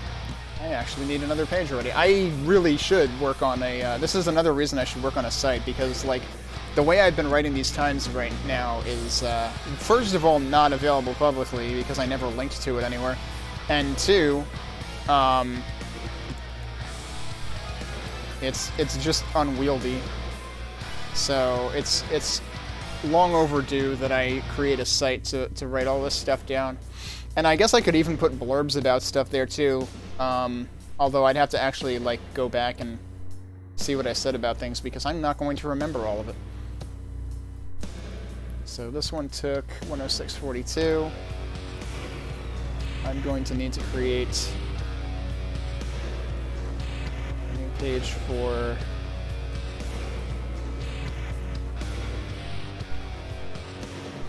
the next one. Okay, we can clear out the rest of that later.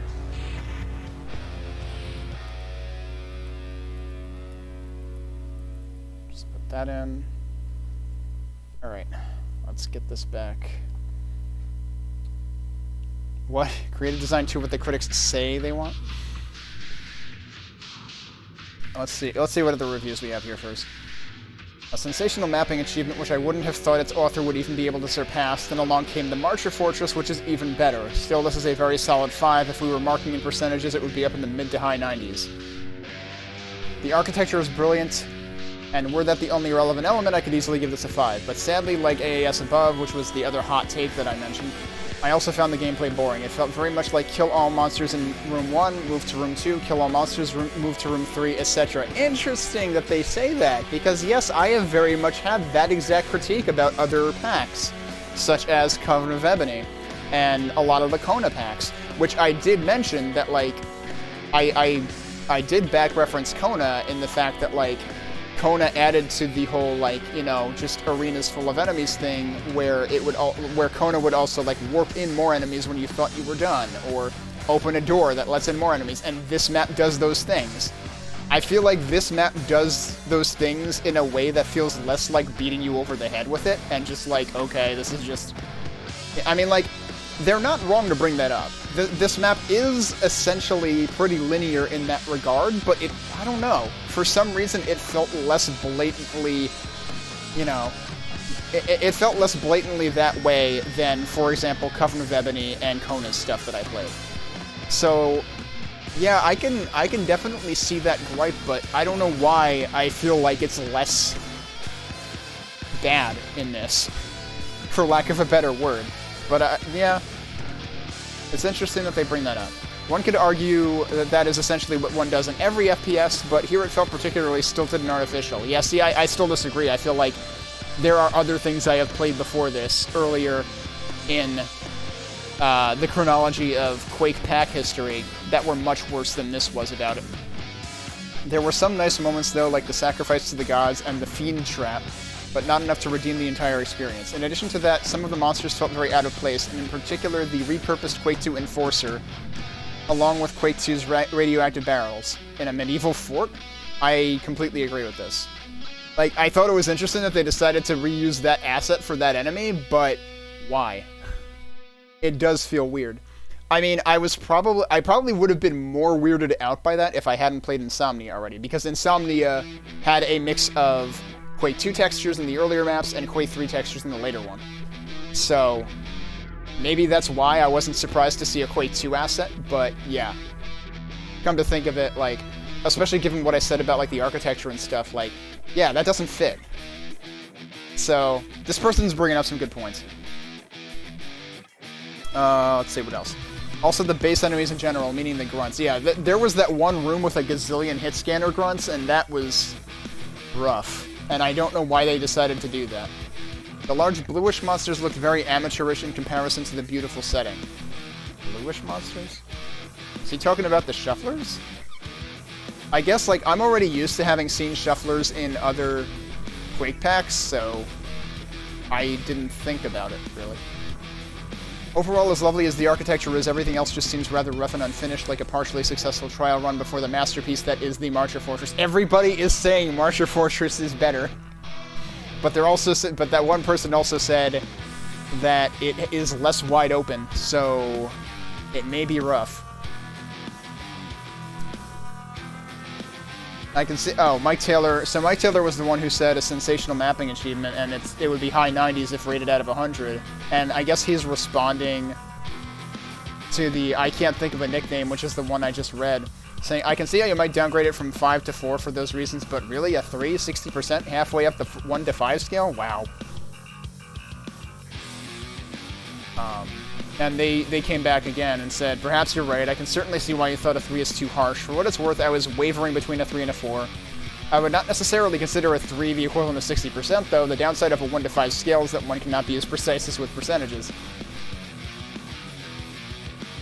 I appreciate your passion for this map, and I do think that the author is immensely talented. This just does not strike me as a well-rounded work when considered as a map to play through, as opposed to a virtual setting to admire.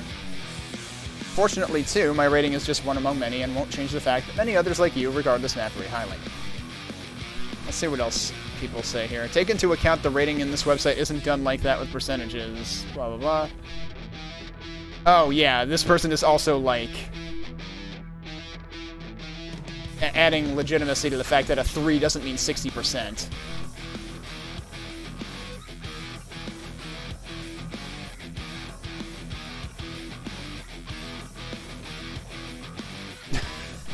Someone says the red eye monster scared the hell out of them first encounter. That was the dark shuffler.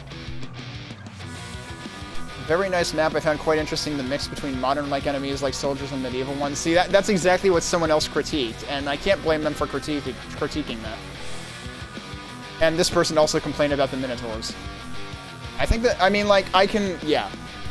Coming to this, so this is definitely... Like, I've already admitted that, like, my perception of this map is colored by the fact that I already played Kona maps and Coven of Ebony, and I already played Arcane Dimensions, so I've seen the Minotaurs before. I can see where maybe I'd be weirded out by the Minotaurs, although I do think that the Dark Minotaur was a really nice touch, the way that it was used. If anything, the white one seemed weird to me. Where's the Quake map with Pac-Man ghost enemies? I don't know, but isn't that like E3M10 and Wolfenstein 3D? Am I the only one who thinks that Quake 3 textures look better in Quake? They seem a lot more crisp. I mean, that depends on your texture settings, which I am now running with with texture mode set to 3, which is Marky Music. He told me to do that like when I was playing Arcane Dimensions also, and I didn't keep it set to that. So like, yeah, as long as you play with like linear or whatever the heck it is, then yeah, it's gonna look more crisp. This map looks beautiful, and the hordes, well, thank God for save and load. What a masterpiece.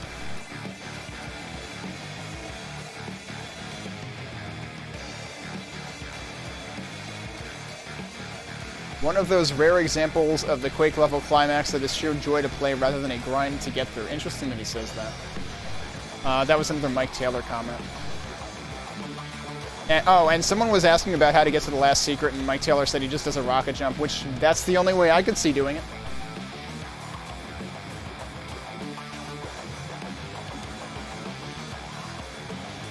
Another person says, not quite as visually impressive as the Marcher Fortress, but I feel that it plays a little better. Interesting. So this person actually prefers the gameplay in this one, whereas a lot of other people said that the Marcher Fortress has better gameplay, too. In fact, here's the next comment. Solid map, but I have to agree that Marcher is miles ahead in the gameplay department. The final series of fights in particular are really easy to cheese, and I'm not too fond of the new monsters. Still not a bad map by any means. I was surprised that, like, especially the very last room opening up, like, that just seemed kind of like a joke.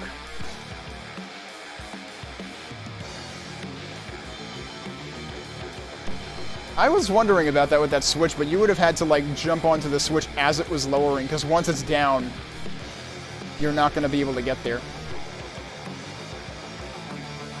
Another person says it's the best map they've ever played. And they played it in 2020. Another person says, killed 321 out of 321 on skill 3, which is interesting because there were 303. Oh wait, skill 3 is Nightmare. But still, it's supposed to be the same number of enemies, right? But can only find one secret. Yeah, so they had trouble finding secrets too. Alright, so that does it for the comments on that one. So let's look at the Marcher Fortress. Okay, so this is the one that actually comes with a fork of Wind Quake and GL Quake, and it says, this map was designed primarily for high-capacity engines, such as Bench Jardrup's Wind GL Quake variants and Lord Havoc's Dark Places. However, I have gone to great lengths to ensure that the map is at least playable in Fitz Quake and the original Wind and GL Quake, although packet overflow and sound loss may be abundant in the larger battles, and many ambient sounds throughout the level may not appear. So this is going to have hordes, because this note was not in the previous readme. Other engines are not considered supported. In other words, I can't guarantee the map will appear or function correctly in engines other than those mentioned. I'm still going to hope for the best with Quakespasm. Didn't have a problem with the first one. If I have to switch to Dark Places, we can do that. Or Quakespasm Spiked.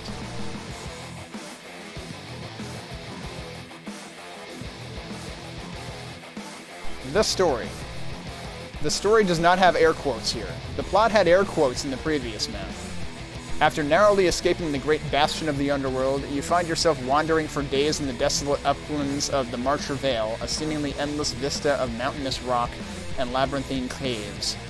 An icy wind from the north carries with it flecks of crumbled mortar and the remains of tattered flags. Against all instinct, you find yourself drawn onwards to the source of this fell wind. As you approach, the distant shrieks of elder demons warns you that another bastion looms, one even older than and greater than the last. So, the previous one mentioned heap size 32k, this one says 48k. So, I wonder if they say anything about the skills in this one. Oh, and these include auto execs that set graphics-related CVARs, too. Let's peek into that for a second. Oh, it's so the thing that mentioned max edges and max surfs in the previous readme for Bastion, that's included, like, out of the box for Marcher, so I guess it's even more important here. Gameplay changes. Ammo carrying capacity has been increased to 250 for all ammo types, just like the other one. Faster axe attack, just like the other ones. New monsters, Flak Ogres, Imps, Spiders, and Goroks. Okay. Imps and Spiders we have also seen in Arcane Dimensions. I'm not sure what Goroks are, and they don't mention Shufflers here. So hang on, let me bring up the other one again. And compare the added enemies. Yeah, so Sergeants and Shufflers do not appear here. Which I guess that makes sense, because that review made it sound like...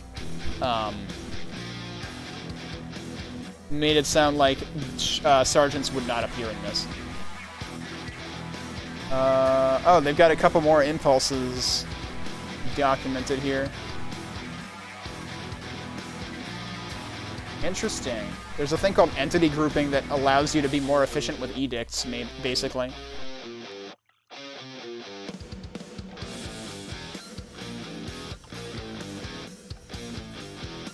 All corpses in the map will be removed after a short delay. We saw that in one of the other things.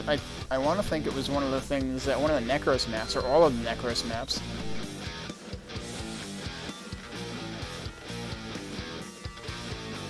But the default is corpses are removed according to game progression in this pack. And then there's corpse remove none for high-capacity engines only. Other notes, this map features a monster and item count in excess of what would normally be possible in Quake.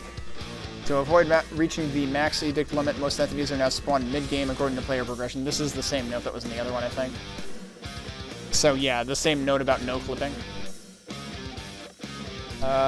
Known issues. A number of bad shadows, dark triangles mostly on the terrain brushes. I've tried really hard to minimize these, but the ones that remain were really stubborn. Loss of ambient sounds and engines without increased sound capacity. There are a couple of B models that seem to straddle viz portals. This causes them to disappear in certain views. Oh, we've seen that happen once or twice, I feel like, in other maps. The issue only manifested itself after the full viz was completed, which took 140 hours, so I can't really fix it for this release. You can't gib spiders because I felt they looked silly using the standard gibs. I never did get around to making custom spider gibs. Oh well, you can't gib fish either.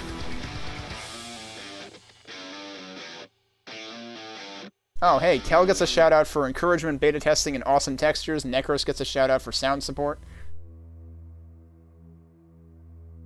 Also Vonder for beta testing.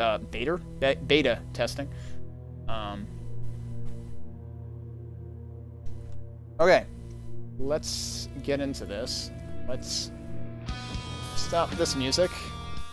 And I'll just reset and start the timer right now, and we'll get into the Marcher Fortress and see how much rougher this one is, because it sounds like we are to expect bigger hordes and smaller areas. So let's just hit that right now.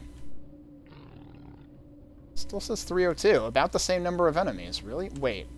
Okay, yeah, I'm on skill 1. It didn't have the note about same enemy number on each skill level this time. Also, first enemy being a fiend is not my favorite.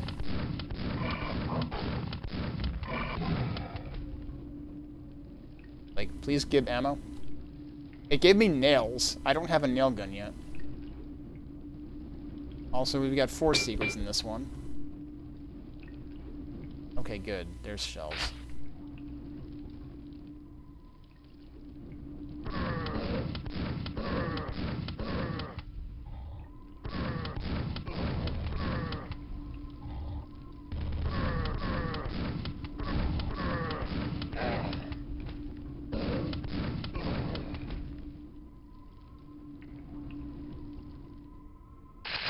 Okay, there's our nail gun. This bridge reminds me of something. Well, I guess it's not really a bridge, it's just a tunnel.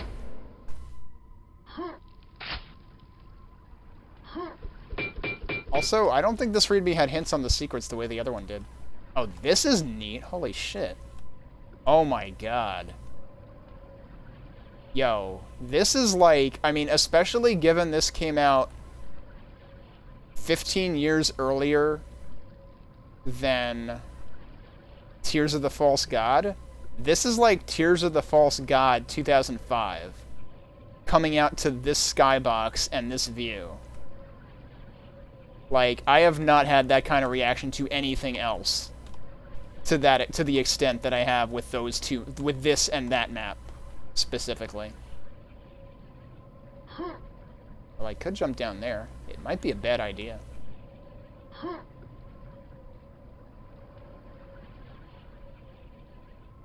Anything going on over there? I feel like the Apogee logo has to come out at some point or something. I don't know. No, that doesn't make any sense. The Apogee logo is in outer space. Yeah, it's true. The bridge itself is cool too. Like the whole like coming out of the tunnel thing. Like, dude, this needs music. Like, the fact they didn't have music for this map is an absolute travesty, because for this exit right here, you need music. Also, I'm assuming that's an imp up there. I'm gonna jump down here and see what happens. We're gonna fuck around and find out. I can probably climb back up there. I'm hearing knights somewhere. So we can go... Oh, there's a death knight up there, apparently. That I didn't wait around for. Is it deep enough to swim in? No.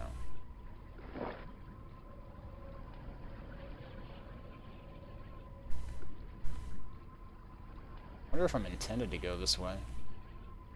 Like, I wonder if the main entrance is closed.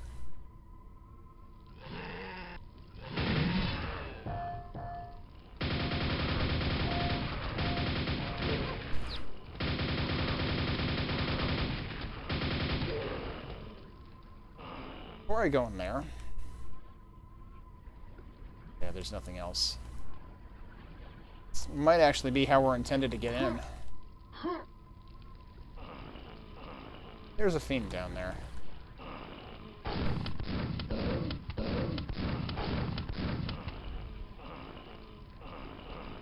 The nail gun was like in the cave as I walked out.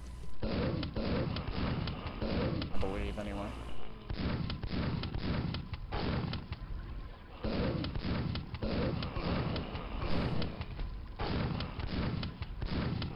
Guys, stop moving around. You're making me waste ammunition.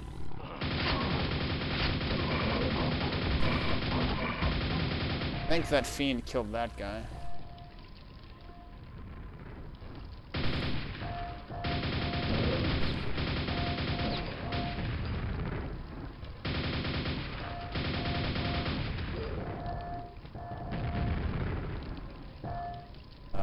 I'm already worried about my ammo.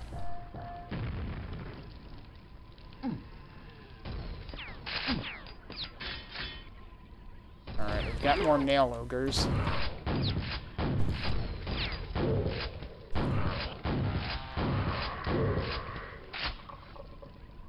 Where are you at? Here, spooters. I think I hear spooters.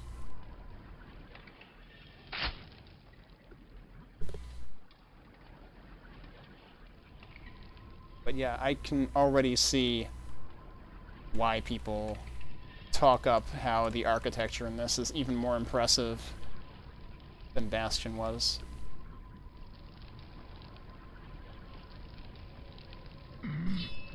Where did the oh, there was still an nice shot, dude. Wow. Ogre is helping. Holy crap. I gotta save that one for later. Perfect dunk.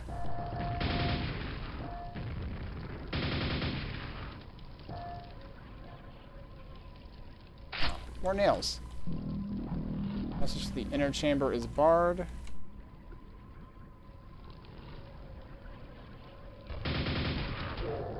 Okay, he's dead. I wonder if this was the main entrance. In which case, yeah, we wouldn't have been able to come in this way.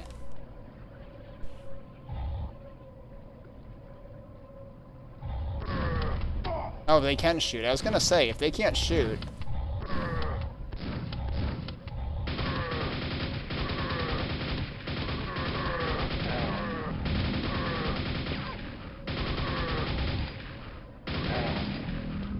Oh. You could come in the main entrance, so I totally didn't have to come in the way I came in. Well, I feel kind of silly now. Huh. So what's with this? There's like a moat inside the castle.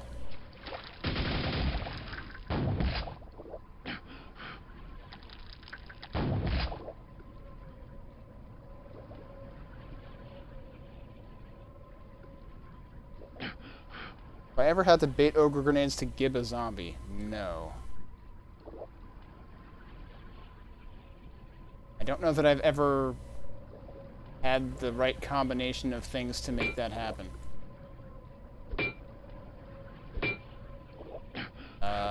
Okay, how do I get out of here? What? That's interesting.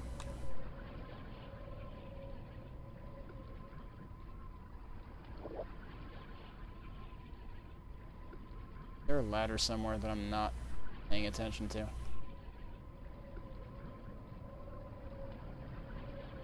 The heck? Why do I get stuck there? Oh, hello. Well, we found a secret already.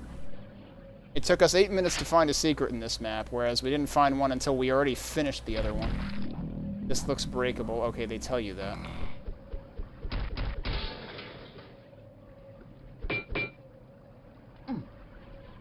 Oh.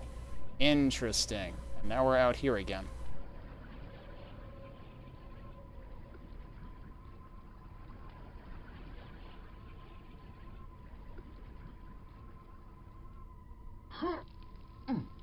So, I guess I'll just do this again.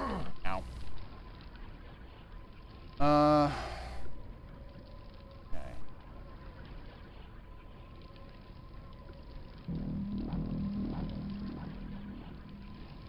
Yeah, right? This also solves the linearity complaint. And there were definitely a couple of places that branched out in the other map, but I mean, it wasn't for super long, I suppose. Alright, I think it's time to face the spooters. At least I'm assuming those are what noises. Maybe it's just ambient noises. I don't know.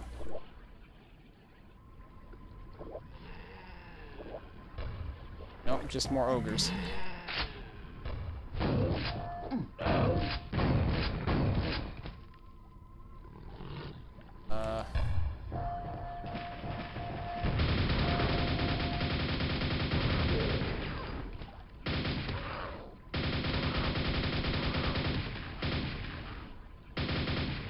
Come on, dude. I can't believe that got him. Okay. Hey, remember when I thought I saw a Vor in the other map? There were no Vors in the other map.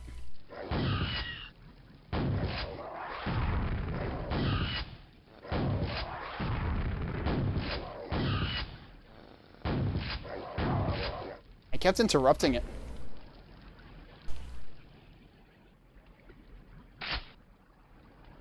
Okay, we've got stairs up and we've got stairs down. And then we've got whatever that stuff is. I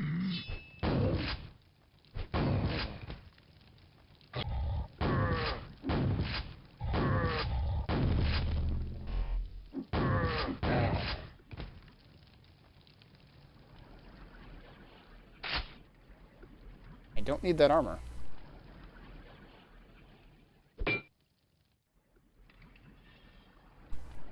So this platform must come down somehow. I'm more surprised that there weren't any Vors in the previous map we played. Like, they added new enemies, but there were no Vors.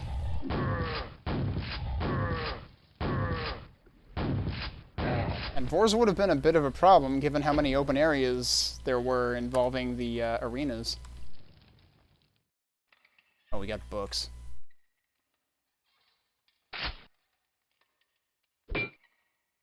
There's gotta be a secret. Or a trap, one of the two. Surprise! It's a trap. I need a grenade launcher. I have a grenade launcher. I think one of them lived. Yep. And that's all the grenades I had.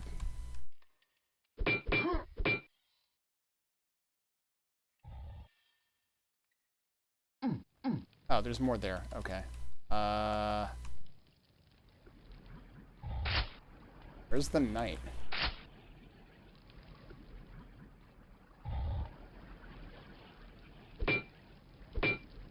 That totally looks like it should be a secret or something, but it's not. Have I been out there? Looks like we're gonna have a sewer maze or something. Also, one thing that I noticed that I find a little weird is that every single health pack in the first map was a 25 health. There were no 15 health packs.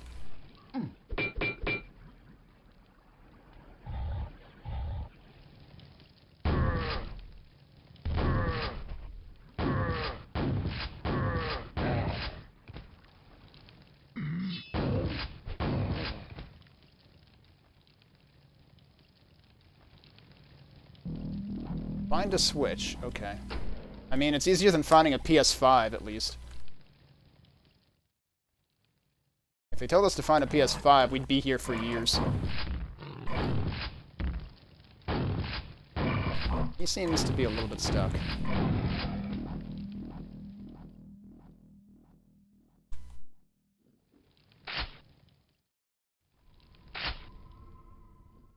Oh, there's the switch. We found it. Bars have been drawn. What else has been drawn, though? Holy shit, that was scary. Hello. What is that other noise? Oh, that's the spiders. Okay. That is not the sound I associate with spiders. I'm going to die to spiders. They're a little hard to see when they're on the ground. Yeah, that's a different spider noise. Like, the death sound is the same. But, the sound when they're just crawling around, that's a new one, I think. But holy shit, that thing just popping up in your face like that? Damn, that was rude.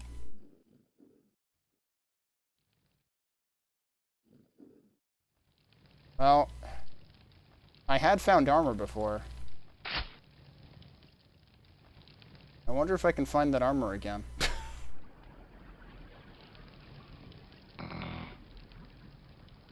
Because there was armor that I hadn't needed. to the top of this. Okay, at least we have something.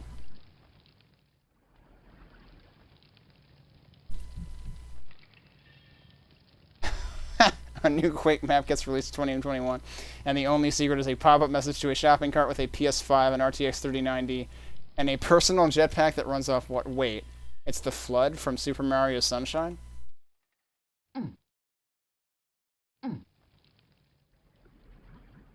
I mean, the joke's on you, though. You wouldn't be able to even get the PS5 in your cart. Isn't that the hard part? Or is checkout the final boss? Okay, right. We were going up here. That's what we're doing next.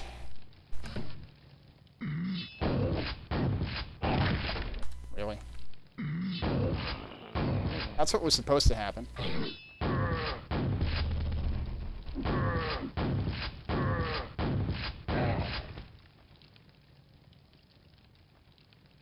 Yeah, we hit that switch. That switch is what released the spiders in the Shambler and drew these bars.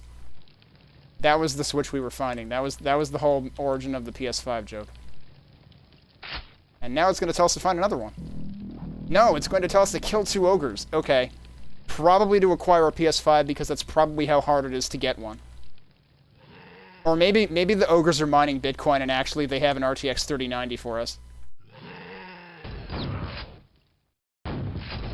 Ow.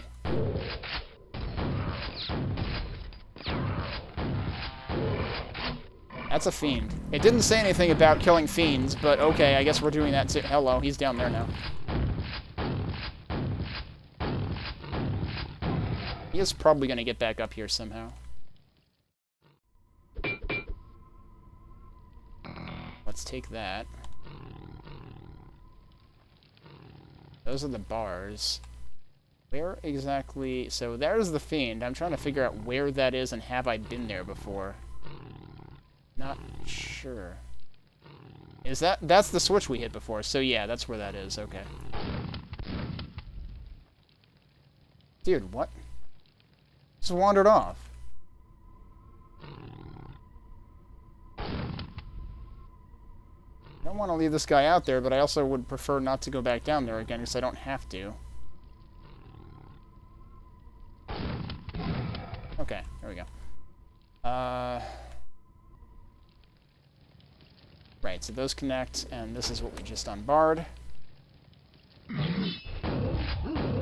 So that was actually the same switch again that we were seeing down there with the fiend.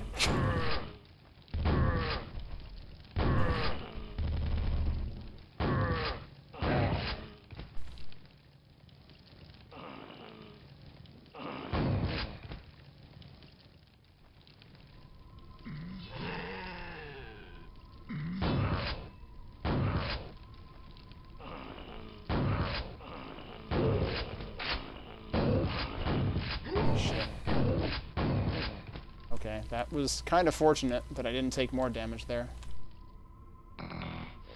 What the? Oh, okay.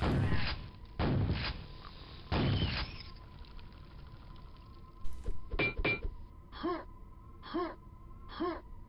I not get in there? No.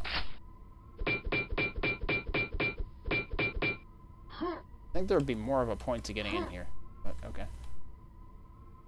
That's interesting.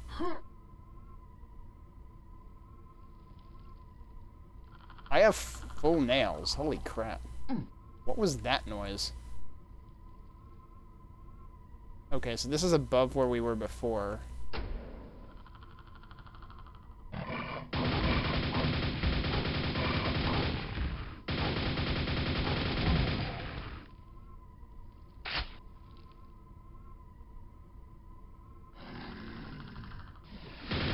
Ah, it's an imp. Well, they act more like Doom imps, aside from the flying part. Like, that fireball is very decidedly, convincingly Doom imp-like. I feel like the imps in Arcane Dimensions had different attacks than that.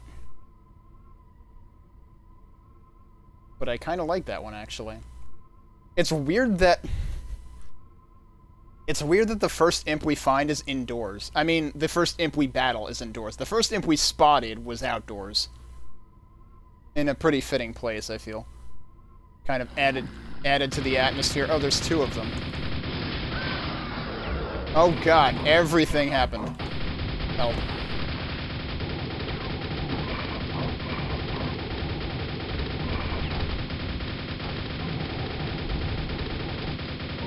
This is what they were talking about with the tight spaces.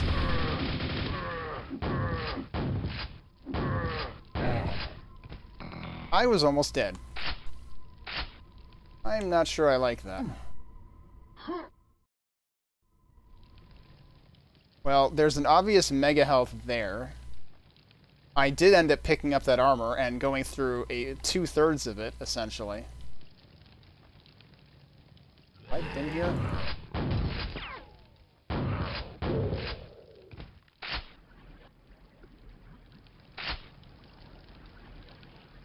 There's a ladder there. Wait, is it gonna let me climb it or not?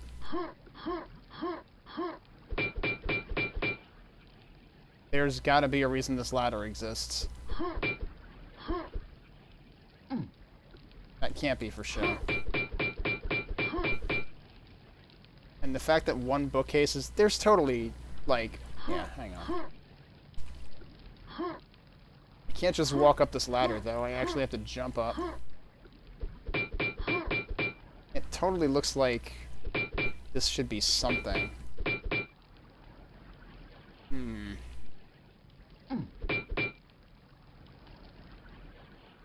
Oh, I don't know. So we'll have to come back to this. Possibly. I can get back in there.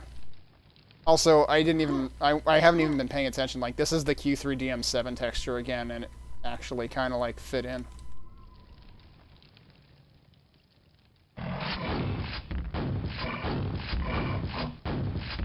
Damn, dude. What? He just jumped over me. I didn't even hear him jump.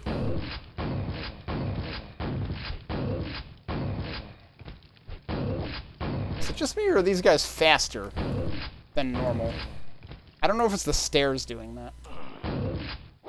I was thinking that with one of the Death Knights before, too. Hey, Francis. I liked Bastion a lot. I don't really... I mean, I kind of get why it's called a horde map, but I also don't, because, like, I feel like other stuff that I've already played also fit that tag, and nothing else is tagged horde that I've played. It's funny because some of the comments, a couple of comments on Quidicted about it, had, like, one in particular called out the exact same gripe that I've had with, like, Coven of Ebony and the Kona maps. And, like, yeah, it's kind of true that Bastion does have a lot of go into a room, kill everything, proceed, and it feels a little linear, but it does not feel nearly, like, beaten over the head with it the way that, like, the Kona maps and CoE were. So, I noticed, like, it was kind of funny, because, like, I mentioned how I appreciated how wide open some of the arenas were, and someone complained about that, and said that, so I've heard many things talking up Marcher Fortress in the Bastion of the Underworld comments. One being tighter spaces for horde fights, I guess. One being just that, like, I mean, like, people talked up the architecture a lot in Bastion. They liked the architecture. I did too. I felt like Bastion is the first map using Quake 3 arena textures I've seen so far that actually still felt like a Quake 1 map rather than a Quake 3 map. Because a lot of times you see Quake 3 arena textures, and they're, like, wide open, super curvy, like, it feels like a Quake 3 map. But I feel like Bastion really still felt distinctively Quake 1. And, like, so far, like, I can definitely see why people say that the architecture in this map is even, you know, like, even a step above that. We got more spiders.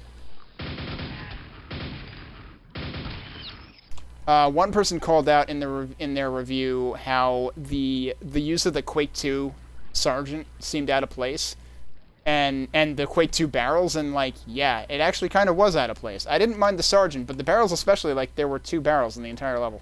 Like, why?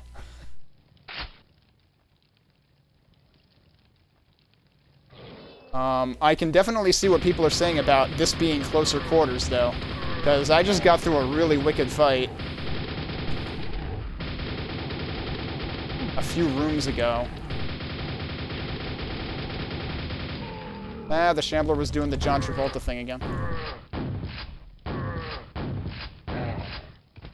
So the reason my health is kinda not great is because I was down to single digits in the room with the 2 imps, followed by the Shambler and the Fiend and the Knobby Knees and the Orchestra.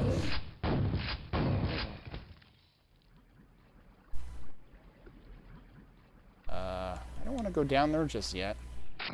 At least we've got health. Opens elsewhere. Need the... Oh, wait, what? Oh, that does show the gold key insignia on the side. Okay.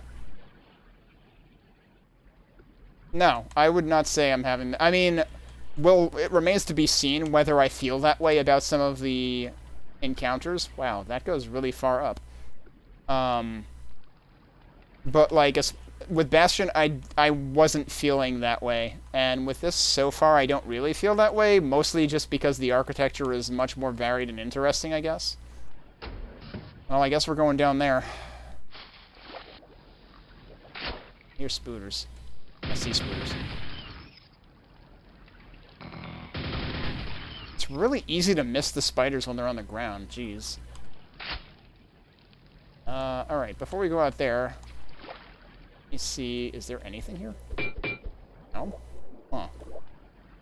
Oh, also, I didn't find any secrets in Bastion until the very end, and the README has hints on it, so I went looking around for, like, the very last secret. It seems like it requires, most likely, a rocket jump. But, like, one thing I did think was weird about Bastion was it felt like the last room was just completely trivialized, and go figure, there's a quad damage secret that even further trivializes it. I mean, the primary issue... with Necros, I think it was a little different. With CoE and Kona maps, it felt very blatantly, oh, I've just walked into another room, and there's a whole gaggle of enemies in here, and I have to kill them. And then I'm immediately walking into another room, and there's a whole gaggle of enemies, and I have to kill them. With CoE, especially the first and second map of CoE, it was really blatant because, like, a lot of the rooms were very similar to each other, too. So it just felt like I was playing, like, Ziggurat or some other, like, FPS roguelike where it just stitches rooms together procedurally. Except it wasn't procedural. That was actually how someone made the map by hand. So, like, I feel like Bastion and this are varied enough that it doesn't feel that way. And also, to be fair, Bastion and this have had a little bit of branching out. Okay, I guess we're falling again. Great! And again. Oh, hello. That's a zombie. Hey, I've got a lot of grenades. I didn't even realize I picked up that many. Hello, where did you come from? Like, I was literally standing on top of you a minute ago. Oh, jeez, I missed that, too. No, I didn't. Oh, for crying out loud.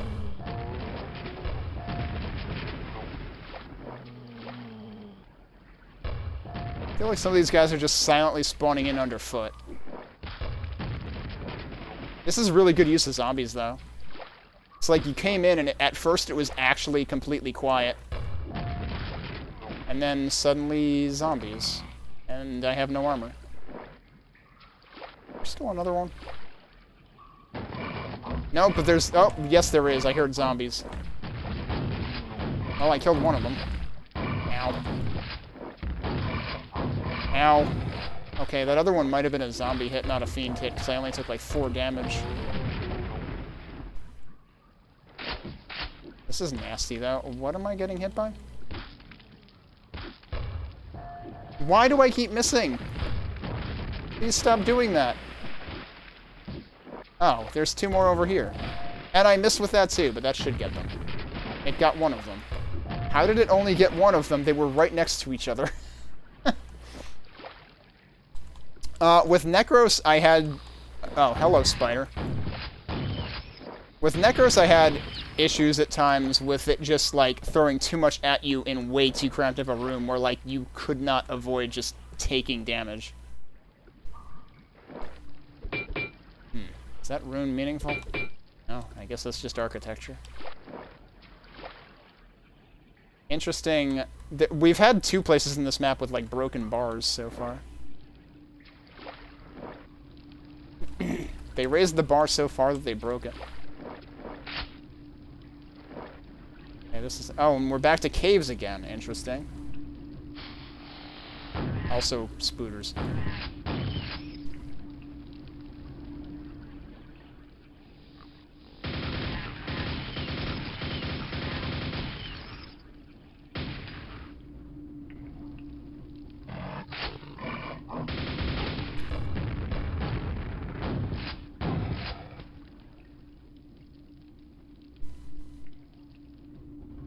Yeah, I mean, I already thought Bastion was decent, but it definitely, like, it was funny how many reviews had, like, already played both of these, so they were just like, they were like, but Marcher was way better.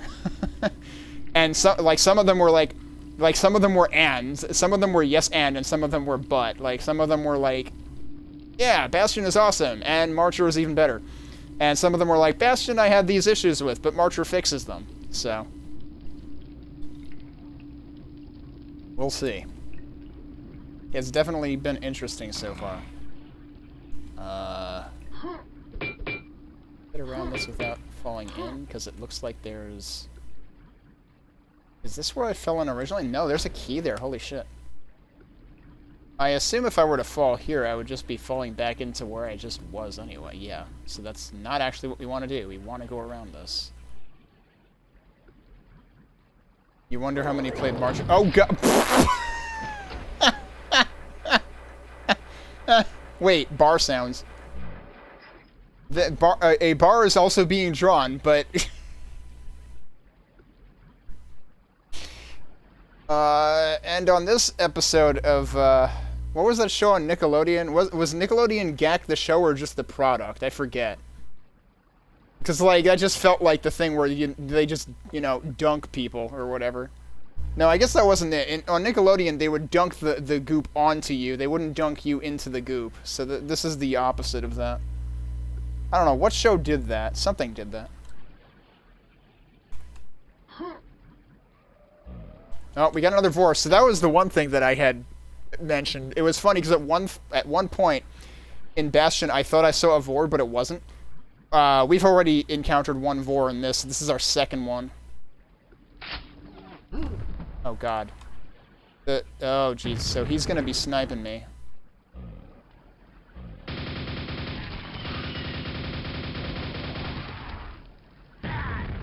I need to back up. Okay, it's dead. It only touched me up once. Now, where... Oh, I didn't mean to do that. Oh, right. The key was there, too. So, the Shambler actually dunked the key with it. I'm going to die. That's hilarious. I didn't even think about that. Yeah, both the key and the Shambler. That's amazing.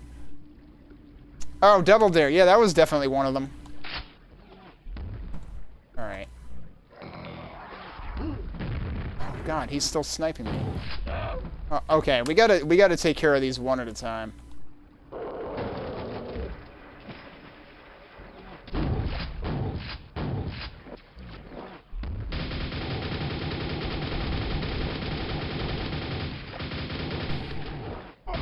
Oh, shit. I like how my nail hit him after I died. I am just completely mishandling this Shambler.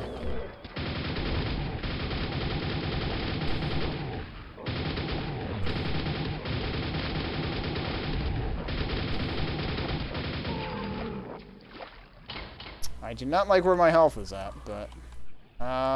what bars did we hear getting drawn, though? I wonder if it was... Alright, I'm actually going to redo that, because I want to check something.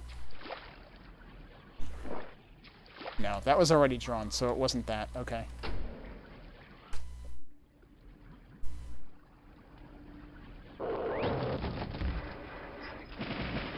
Oh, wait.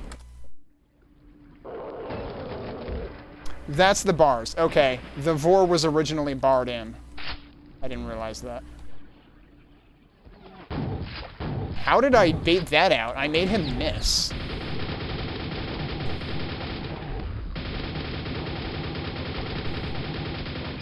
Much better. Alright, I'm just gonna save. Because I didn't expect to no damage that on the next try.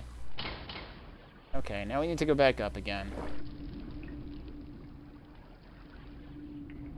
I don't even know if I've seen where the silver key needs to be used yet.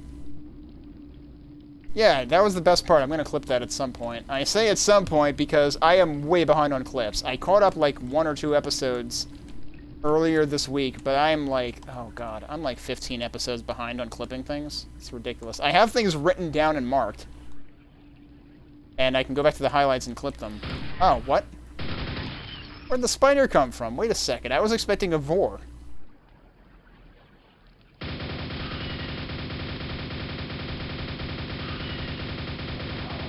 Well, that was fortunate. Okay.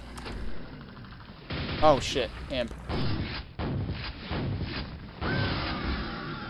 I'm pretty sure that hit me. It didn't... I didn't hear a pain sound.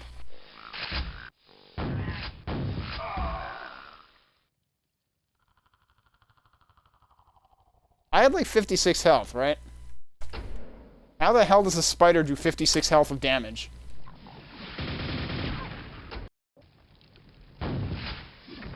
Oh, jeez.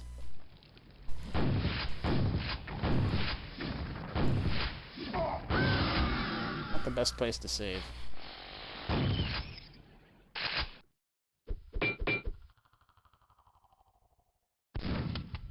Nope, nothing. Okay. There is health right here, though. I could pick that up. That would be smart.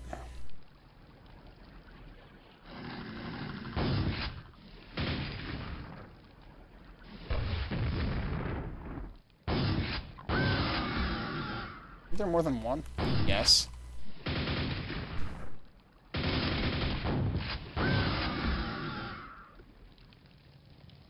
Having imps indoors seems a little weird to me. Have I been here?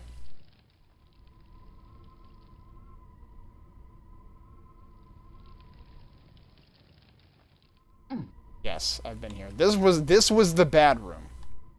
This was the room that had like an imp. No, it might have been 2 imps, but I think I drew one of them out first. But then like as soon as you fell into here, there was like a shambler and a fiend, and it was really bad.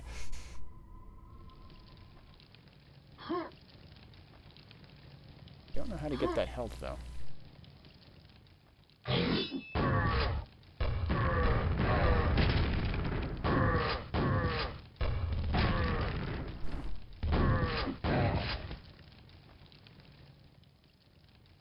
That was a lot of nights together right there. I shot when I wasn't even within line of sight. That was weird.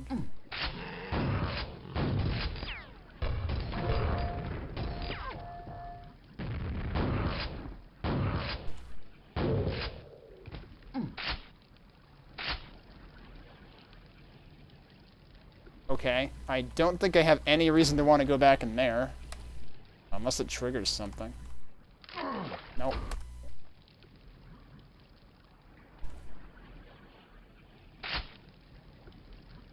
Have I been here? I have been here. Wait.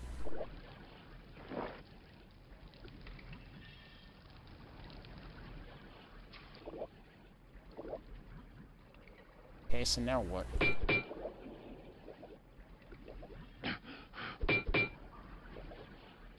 You would think that would mean something, because it's the one vent that's not lit.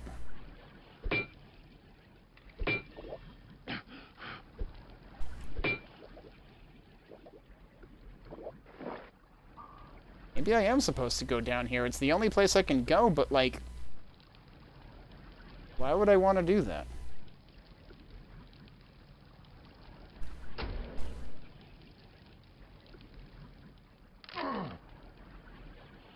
Okay, this is not... I thought this was retracing steps, but it's not.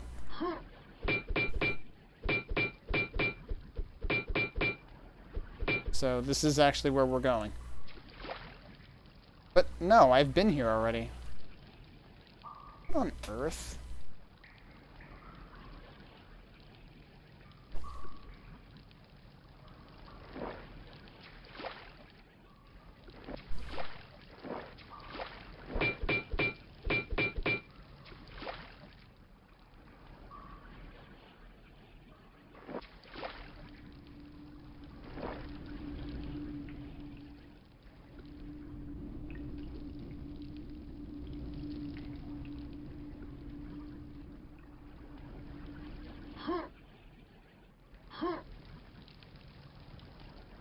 This is how we got out, right?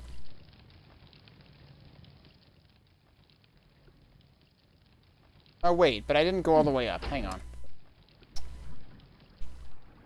I got distracted by those, ogres. And forgot I can go up here. Is one of these silver? That's opens elsewhere.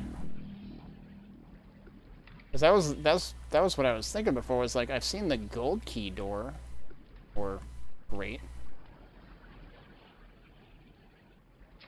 And then this is what dunks you back down here. Yeah, Quakespasm's on my list, and I'm expecting that one to be one of the harshest ones.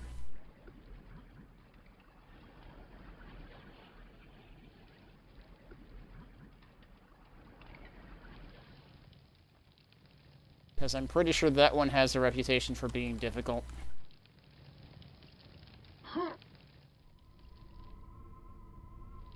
I must have completely overlooked where the silver key gets used.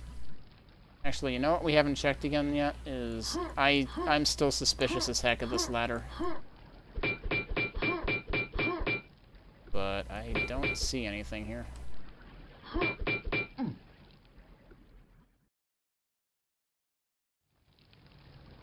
Now we're back here again.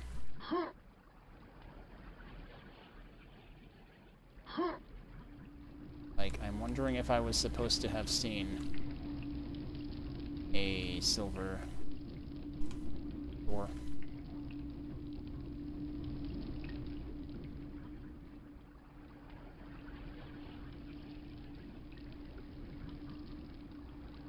I've been through all of that. The one thing that wait a second, though.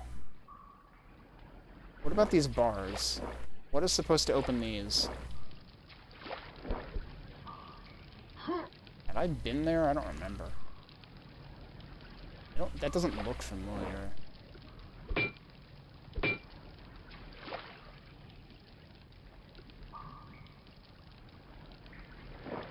Oh, I think DS was asking in context of like some of the reviews that I read, since they mentioned both.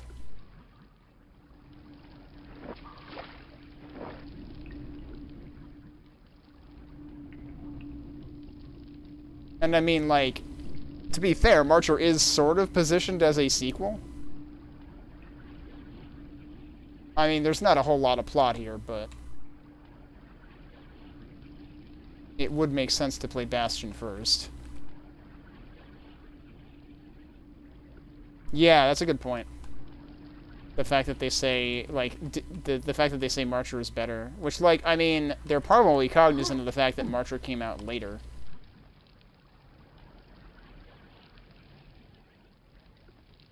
At least I hope they are.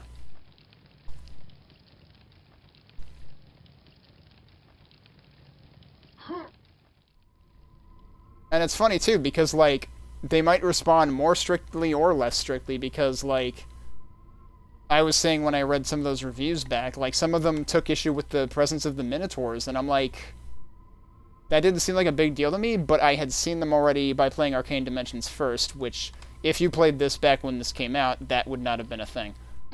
But I think especially the Dark Minotaur was really well used. Okay, I feel like I'm absolutely missing something.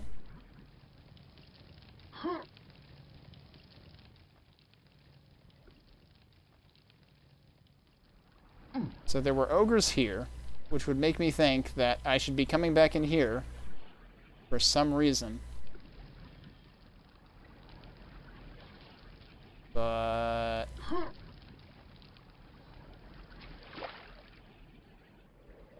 can't really fathom why, because there's a whole lot of nothing in here. So let's think for a second. After we got the silver key, we ended up back here. Because actually, what the dead vor is in... No, the dead vor is not in there. Where's the dead vor? That's the spider. The Shambler would have fallen through one of these, I believe. And then the vor... I thought the vor opened up over here, but I I gotta remember that they might have removed... Oh, yeah, there's the Vor. Okay. The Vor spawned in here. We killed the Vor. We went up here. There was a whole bunch of Death Knights. And then we got to here. There were ogres here. I don't think there was anything new up here.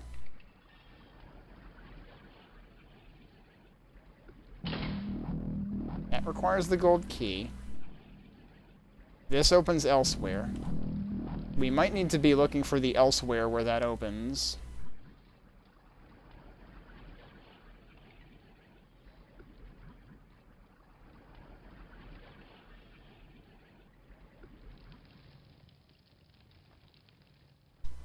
Yeah, well, I think DS's point is, like, whether they're recognizing that or not, it's a little unfair to shit on older things with the knowledge that newer things are better. Like, if they just say the newer thing's better, that's fine. And to be fair, like, I don't think anyone was outright shitting on the older things for the sake of the newer one being better. You know, like, I appreciate that one of them just recognized that, like, one of them was like, Bastion did a thing that I wasn't too fond of for this reason, but Marcher improves on it and does it better. So, like, I guess I'm okay with that kind of review. But, like, it also means that, like, you might not give, like, if you had only played Bastion and, you know, did not have the context of Marcher, maybe you would have given Bastion a 5 if you were perfectly encapsulated. Whereas, having the context of playing Marcher, you might give Bastion a 4. Or a 3.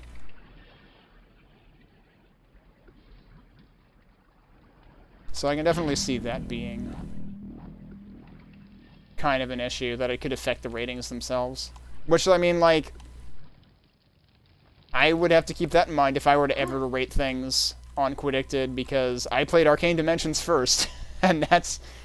I mean, I'm trying to, like, come at these mostly objectively, knowing that, like, yes, I played one of the more modern marvels of Quake mapping history before anything else, and I don't expect these old things to be like that. And for the most part, I've been generally impressed with the old things. Like, given that Zerstorer was the first thing that I played once I went back in time.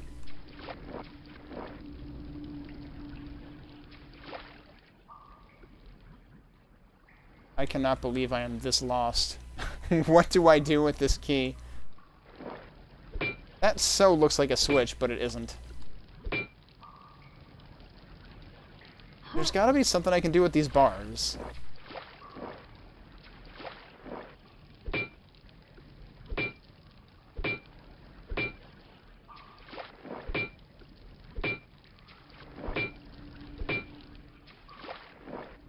I'm expecting one of these to do something, but even if it's just a secret or something.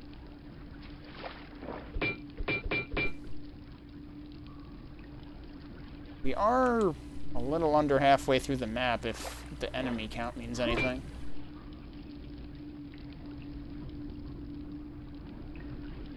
Is there really no anything down here that would benefit from a key? Because we originally did drop in here, so I don't know what that stuff is. I've never been in there.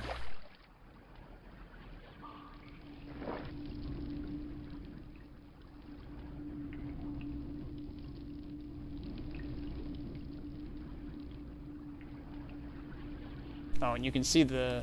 I think that's the cave entrance right there, so this really went a whole 360.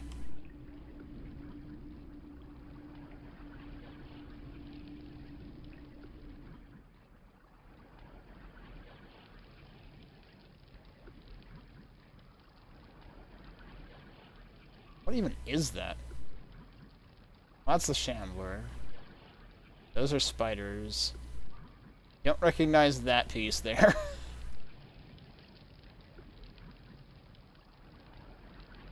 And right, so like the very first time we had come into this room, there had been bars here, and that's what raised when we got, or when we triggered the Shambler.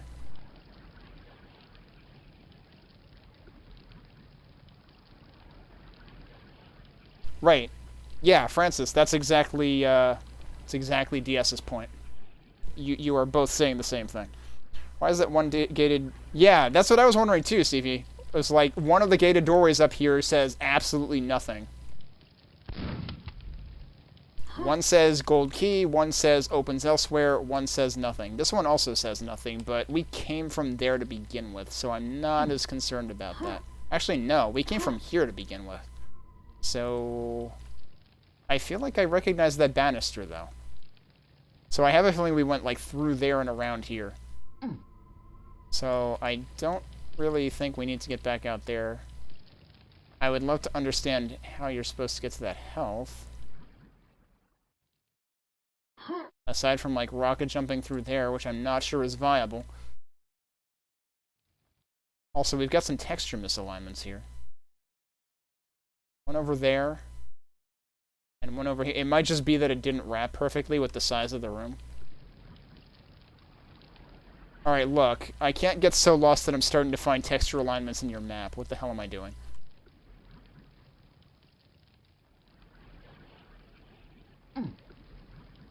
And I still find this shaft right here completely suspicious, because it just goes back to where I was before. Is that how I fell in there to begin? No, that can't be how I fell in there to begin with, because that's probably where the Shambler was. I don't know.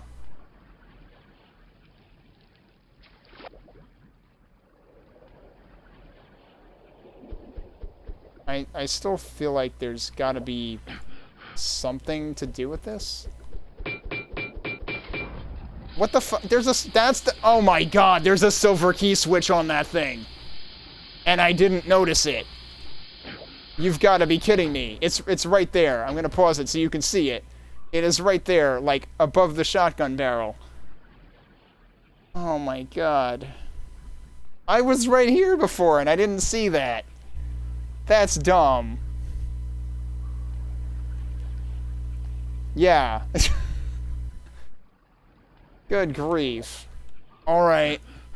And what the water doesn't drain when you open that. That feels a little disappointing.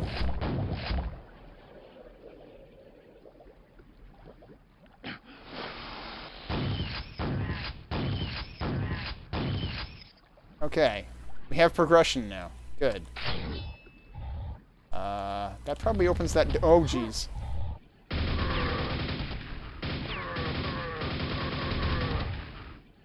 I do have grenades.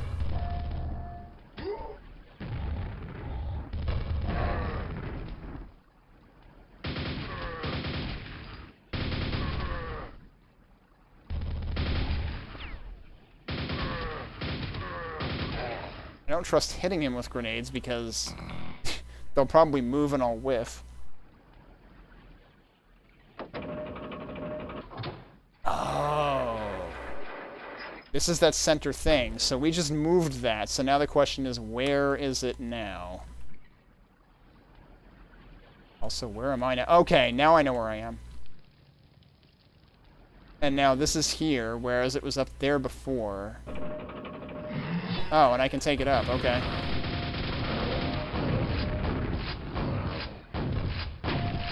Well, he's dead.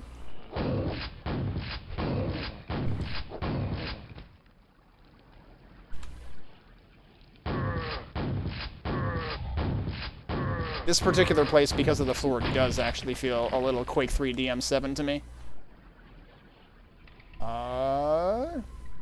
I've been down there. That was earlier in the map. Way earlier in the map. So that's interesting.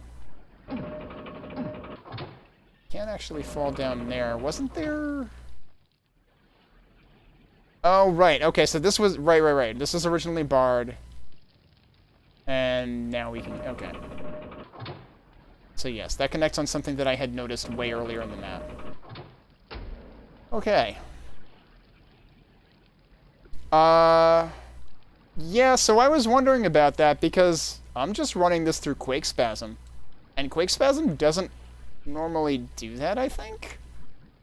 Unless my texture setting does it, but I don't remember noticing grenade explosions looking like that last weekend when I changed that setting. So I was under the impression it's part of this pack. I mean, the same thing was true with Bastion. I mean, the Gibbs are also a little different too, so that was kind of when I started just chalking it up to the pack. Whoops. More spooters. A lot of spooters. Jeez. Okay.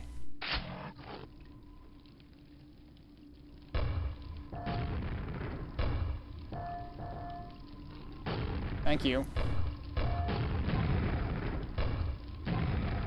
Cool.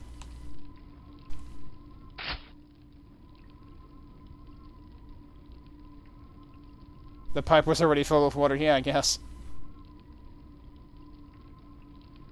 I don't even know how, when you say with AD, no. This is only base Quake, Quakespasm, and this pack. Nothing else. Hello, imp. Hello, multiple imps? Yep, hello, multiple imps.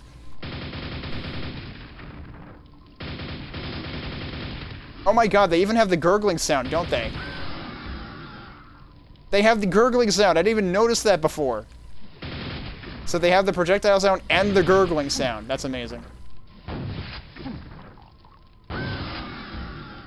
Actually, I feel like somewhere I feel like someone mentioned that Bastion felt Doomish to them, and I completely disagree with that.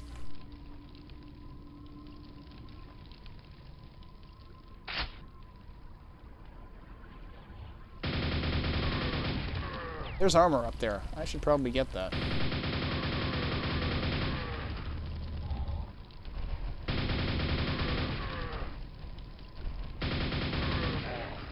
Okay, one down.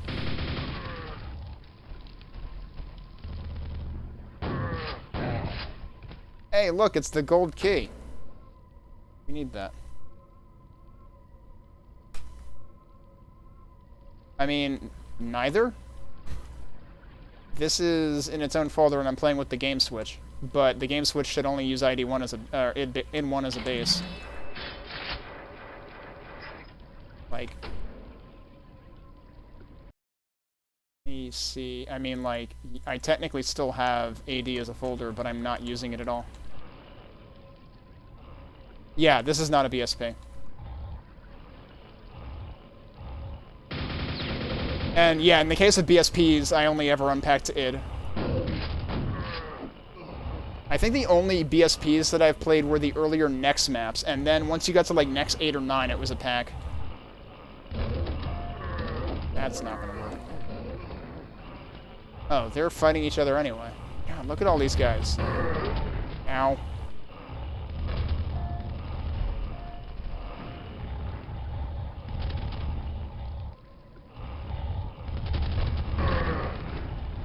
There's so many of them. Okay, now there's fewer of them. Also, wait, can I just dunk on them from here? Yes. Alright, this is horde right here. Because there's legitimately a whole bunch of these guys.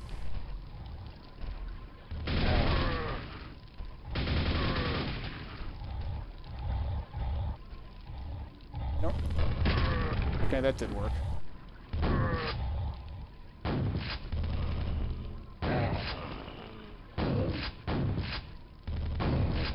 Was still another one. Oh my god, they're just still filtering in here. Oh, come on.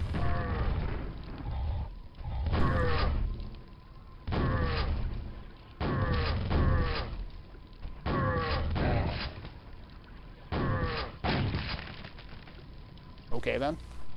I think we're done. That was a lot of dudes. And I just cheesed all of them. Which I think that was one of the things that that someone complained about with the end of Bastion, was they found the last couple of rooms to be cheesable. This was definitely cheesable.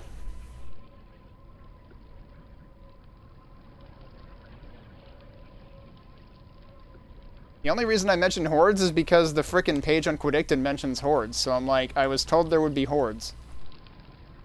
And with Bastion, I kind of felt like, okay, but I've seen this many enemies in other maps. At once. Okay, so now we're back at the entrance. And we can... Oh, hello. Where did he come from? Okay, they've mixed it up by spawning more enemies. Oh, someone got mad.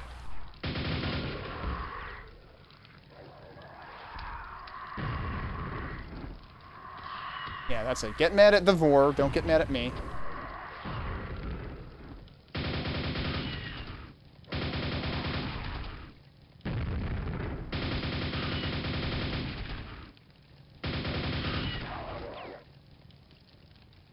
Remember, Kona's maps were all visually beautiful and they all had a different theme, but you're not sure about the gameplay parts. I mean, at least Kona sometimes threw things at you that you didn't expect in terms of, oh, you think you're done? Nah, here's more enemies. Which, Bastion did do that. I mean, they kind of made you expect it, because, like, every room that had one of those, like, orb, like those lightning orb things, basically you could expect to have waves upon waves of enemies in those. Okay, so now it's time to open this.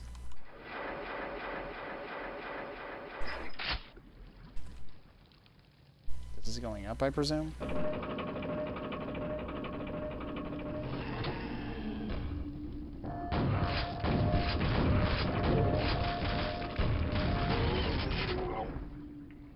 Okay, I'm gonna wait for those guys to get up.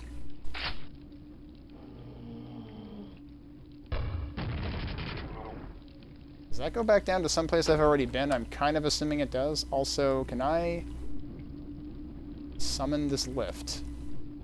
Kind of wanted to check under the lift, but it looks like I'm going to have to take damage in order to do that.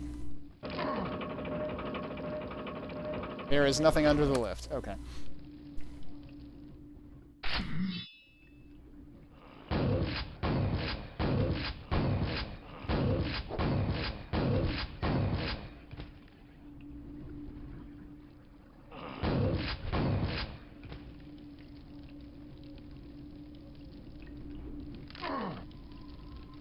I've been here.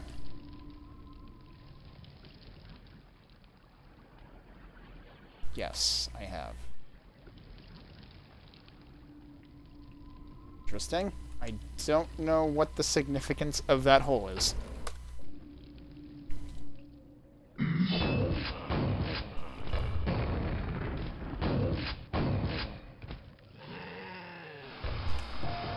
Spooters.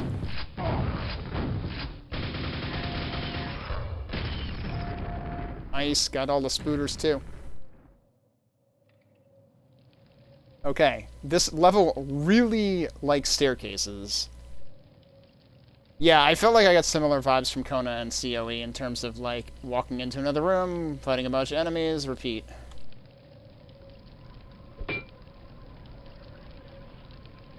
Hello, what's this? I don't think I like that. There's a weapon behind it, though. It might be a rocket launcher. Also, is this the original place that I saw an imp?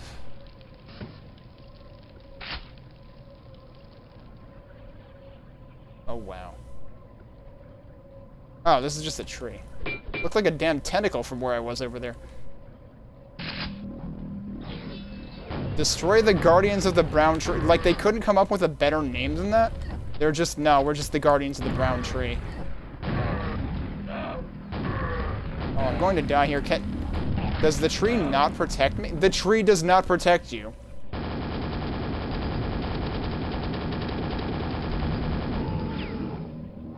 Access to the bell tower is granted.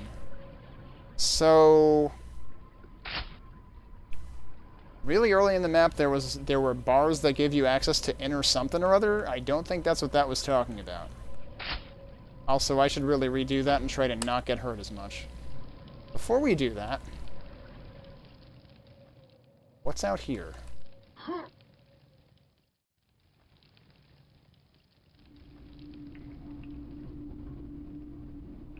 Okay, so that's just that. Is there any reason to be up here? Doesn't seem like it. Okay, so then that's the only place to go, I guess. Yeah, I'm wondering if that access actually is... I was gonna say, in the first time I encountered an imp in this pack, I was like, I remember imps firing different things in arcane dimensions for sure. And I was drawing a blank on what other packs I had seen imps in yet. I feel like I might have seen them in one, but I'm not sure because, like, we realistically have not gotten to anything that is Quoth-based yet. We will be getting to stuff that is Quoth-based at some point soon. Because, wasn't there, like, I have to go look at my list. Wasn't there, like, a corollary to Contract Revoked or something? Yeah, the Lost Chapters. That is Quoth-based, if I recall correctly.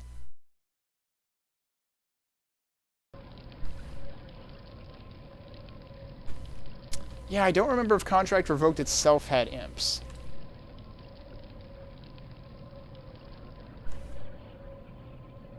Okay, so we're doing this again.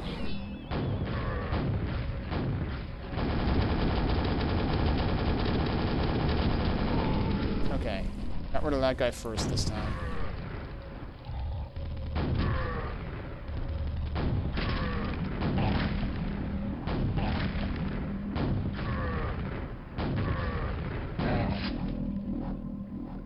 Okay, much better that time.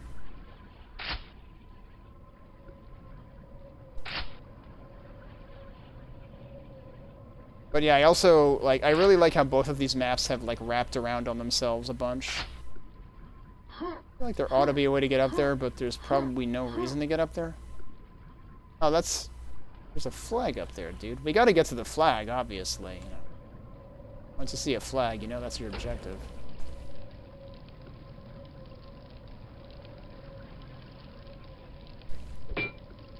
Okay. Hello, imps.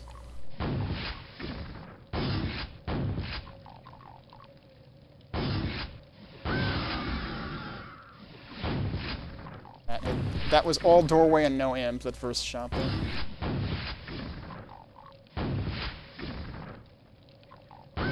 I don't know if their mouths were drawn the same in Arcane Dimensions.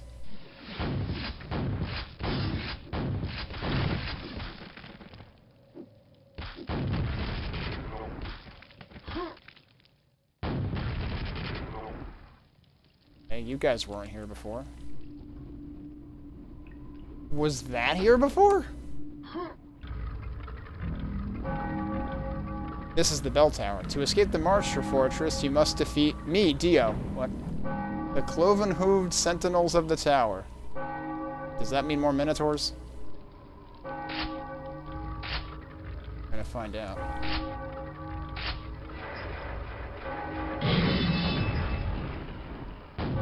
I was paranoid those guys might have been behind me. That was very loud. Ow.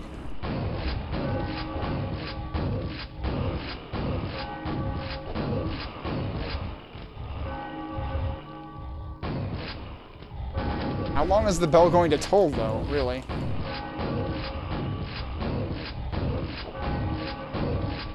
Oh, this is a problem. I'm out of space.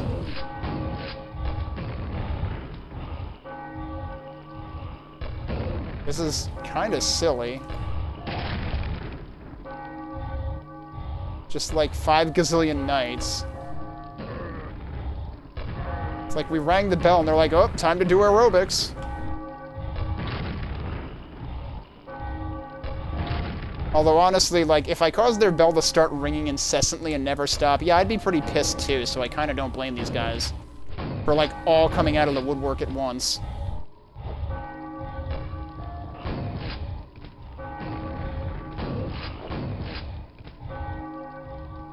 But this is kind of ridiculous. I should have checked my enemy count. Well, actually, I can. It was 215. We've killed, like, 50 enemies. They're called Night Gaunts, in Quoth, okay.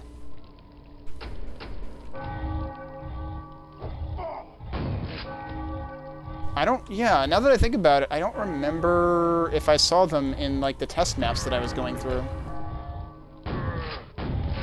Like, I definitely saw, like, all the Enforcer variants and stuff. Oh, yeah, there they are. Okay.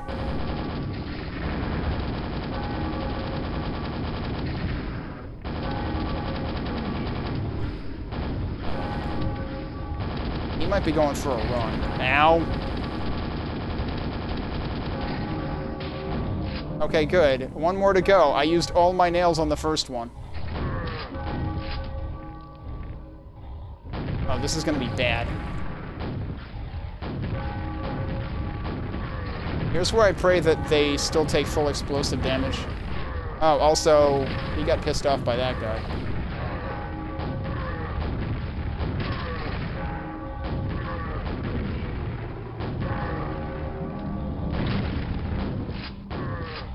Said something about the exit portal. The problem is I'm going to die.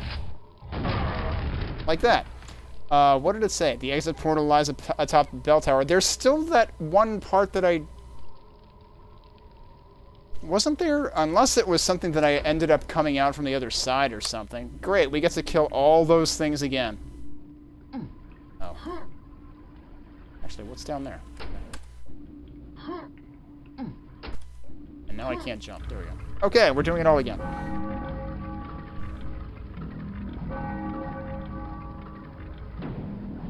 Yo, I feel like the README referred to those guys as two different names between Bastion and Marcher. Because it mentioned shufflers in the Bastion README, and it mentioned something else in this one.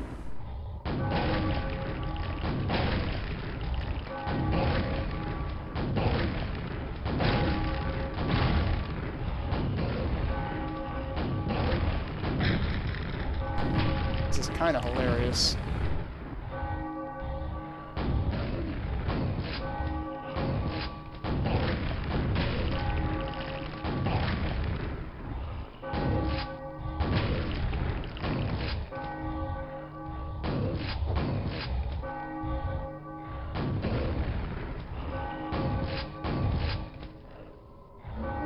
Yeah, they're immediately out here. Oh, wait, what? And there's a bunch of imps. Are you kidding me? They weren't there last time.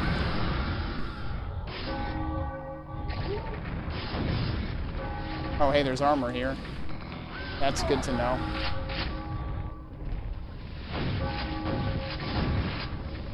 I'd like to see these guys infight. Oh, geez, and there's more knights up there. I wonder if that's where they were coming from. Oh, holy shit, look at this. We got a friggin' meteor shower here.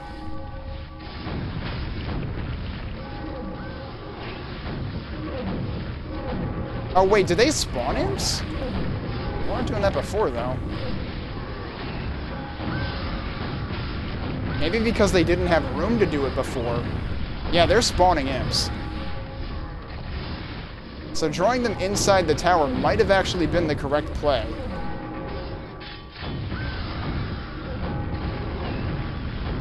I forgot they could do that. They didn't do that at all in the first... in Bastion.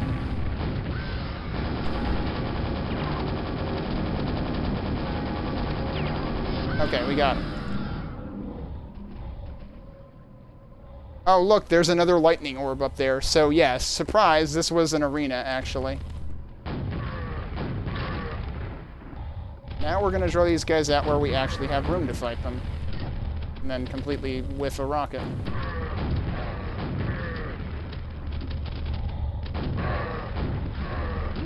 Oh, shit, I just walked into a bunch of that. Well, we might die again anyway.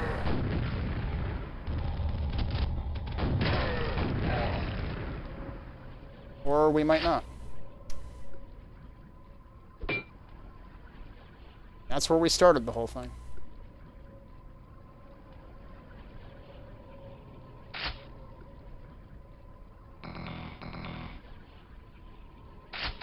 Okay, good. We still have some armor, we still have some health. Ooh.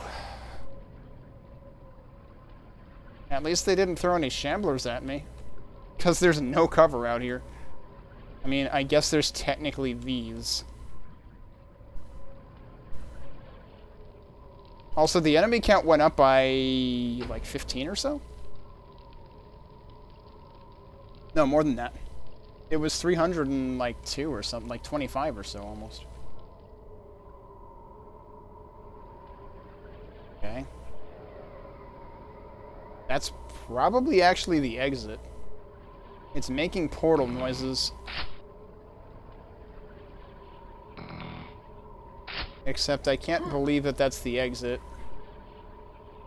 Yo, these flags are actually cool. Did original Quake have flags that actually, like, waved like that? Because, like, I feel like I don't expect to see flags waving like that in Quake 1. That's true. We did get a bunch of imps spawn that, or gaunt spawn that time, so. Guess what? We're not done. Oh, this is just like the end of the frickin' of Bastion. It's like, run away!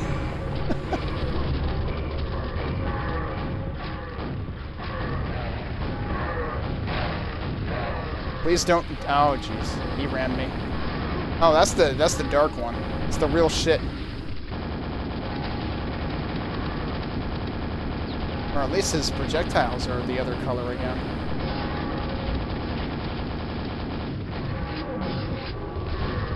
I am out of nails.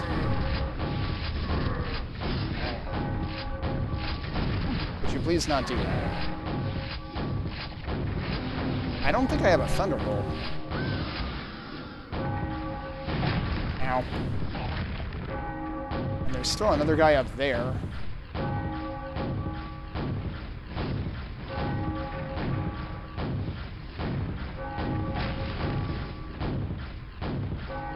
A little worried I'm gonna run out of ammo.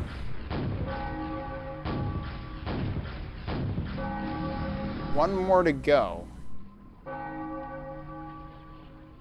Really? I am worried about my ammo now. So it teleported us back to the beginning of the entire map, which seems kind of weird. Like, we could have just walked out. Oh, there he is. Alright, and now I'm worried because I have no rockets left. Although I did just pick up some nails. Not a whole lot of nails.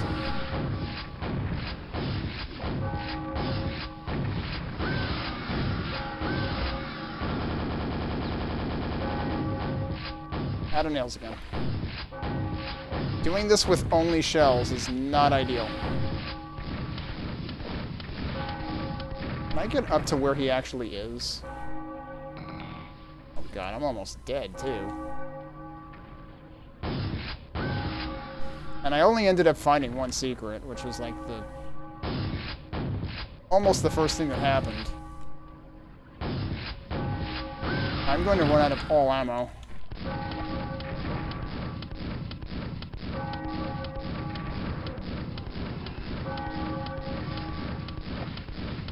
I wish you would make the imps aggro him.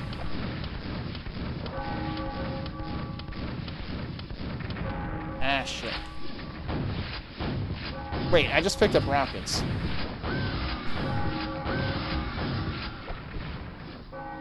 Yeah, see, it wouldn't switch me to rockets because it was the only thing I had left.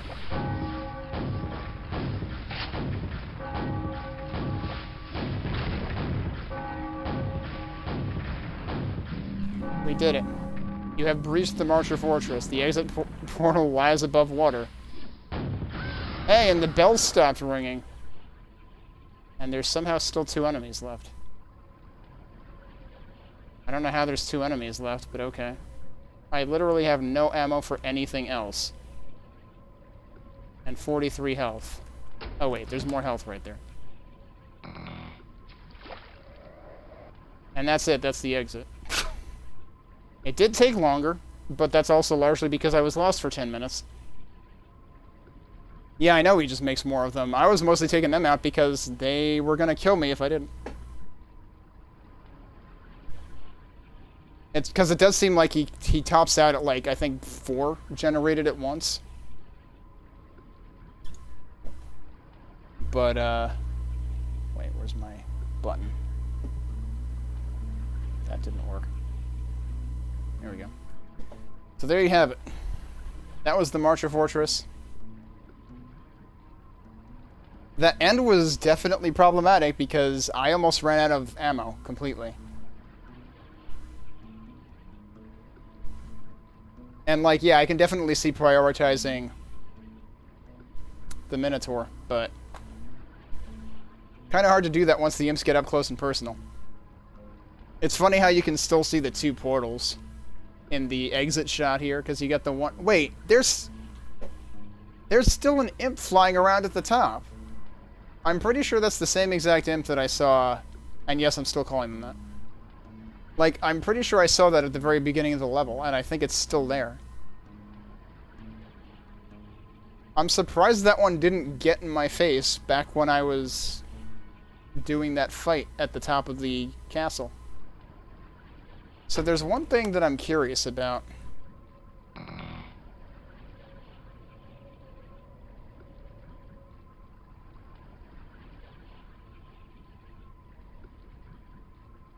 And the problem is I don't even remember... Oh, so this is interesting. This was not open before. There's another portal here. And there's your Thunderbolt. Also, this doesn't count as a secret. And you can either drop down from here, I'm pretty sure I recognize that area, or where does this take you? This takes you back to the top. Interesting.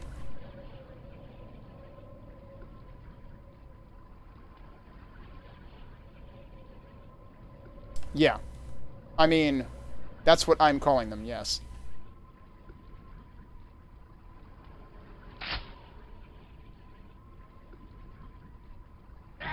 See, there's the imp! I mean, the Gaunt, whatever. I mean, I don't even think the README calls them Gaunts. What does the README refer to these things as? Because the README listed... Yeah, the README listed Flak Ogres, Imps, Spiders, and Goroks. Which is interesting, because Goroks were not listed in the README for Bastion, but Shufflers were, but I'm pretty sure they're referring to the same thing, which is the Minotaurs.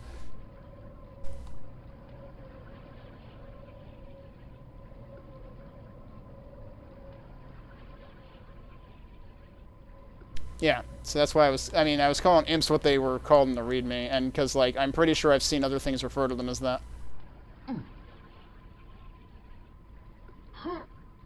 Hey, you can get over here. I don't know that there's... Hey, you get fire sounds, that's cool. I don't know if there's any other reason to be over here, but you can do that. Okay, so let me try to get back here. I want to think that the gated doorway that had said, like, you need to... I wonder if that portal was there the whole time, or if that only spawns later. Because I feel like I would have noticed that, although I may not have ever looked out there. But there was a gate here that said something about, like, you need to do something to reach the inner part of the castle. And I wanted to try to find that again. Because I have a feeling that it happened. It may have even been, like... Now I can't remember. Also, there's still these bars that I guess just never raise.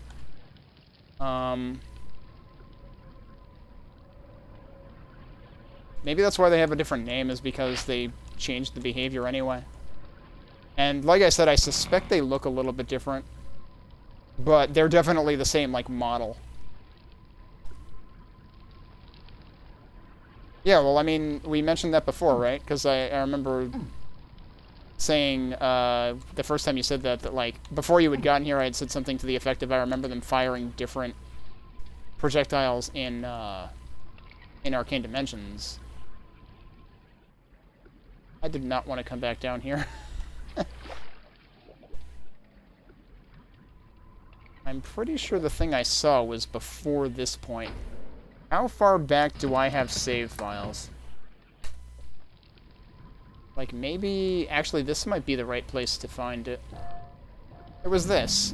Passage to the inner chamber is barred. Yeah, okay. I had a feeling it was that. So yeah, that opened up to us. But yeah. I definitely think this was more interesting than Bastion. I feel like Bastion, you know, had a couple of very obviously called out, this is an arena type battles. I mean, I don't know. I guess this has strong points in relation to Bastion. It also has weak points in relation to Bastion, because like that part where I was just like, you know, waiting for 50 knights to march down the stairs at me was honestly kind of silly. It kind of felt like, I remember there was one part in, I think, map 32 of Eve Eternity, where they just decided to open an area that just had like 200 lost souls. It kind of felt like that. It's like, wait, so this is your idea of gameplay now? Like, it feels like you'd want to mix it up more than that.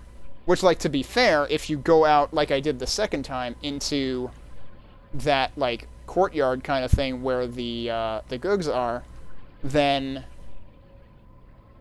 it does mix it up, because then you're dealing with those things, any imps that they spawn, and presumably, at the very least, the Death Knights, because those are going to come out and join you there.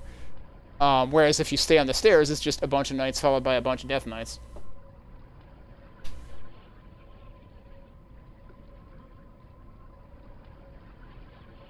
But yeah, I think this improves over Bastion in terms of, like... I mean, like, I didn't particularly feel like... I mean, like, okay, sure, the arenas were a thing that exist, and I thought that was fine. But, like, if anyone did have a legitimate criticism with Bastion over feeling like, you know, you're going into a room killing things, going into a room killing things, and it's not really interesting, I feel like this is more interesting than that. I didn't really have that criticism of Bastion to begin with. The number one criticism I have of this map is the conveyance of the silver key, because that was really easy to miss, that there was a silver key switch on that manhole cover. And that had me wandering around for 10 minutes. That was really the only part where I got lost in either of these maps, I think. So I could definitely see where, like, you could end up losing your bearings in one of these, but I don't know, for whatever reason, I was fine with it. Like, I know I mentioned in Bastion that, like, I admired seeing, well, and this too, I think, like, I like when maps wrap around themselves and manage to, like, you know, connect back. And both of these maps did that, and they both managed to do it in ways that didn't confuse me. Like, I immediately, like, for one reason or another, probably a combination of, like, my brain actually working tonight, whereas I'm sure there are nights where it hasn't, but also just, like, sort of, like, good landmarking in the maps. Like, when something opens up and you end up back where you were, you're like, oh, okay, I know where this place is, that's cool, and that's what this was.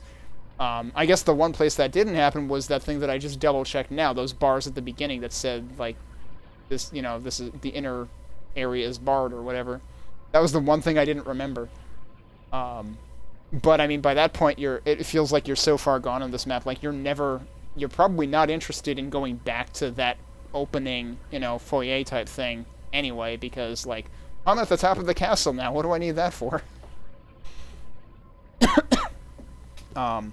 Yeah, map 32 of Eve Eternity was the really, really big map, and it was it was definitely interesting for being that. It took forever. I think I did it over 2 streams, although I may have, like, entered it midway through one of them. I know I did not finish it in a single stream. I know I had a hard time with it, too. But, like, there were definitely, like, it felt like there were multiple ways you could go in that map to begin with. But yeah, like, this manages, like, this might be more or less linear, but it manages to not feel that way. So, like, I don't feel like this at all suffered from my criticisms of, like, the Kona maps and Coven of Ebony.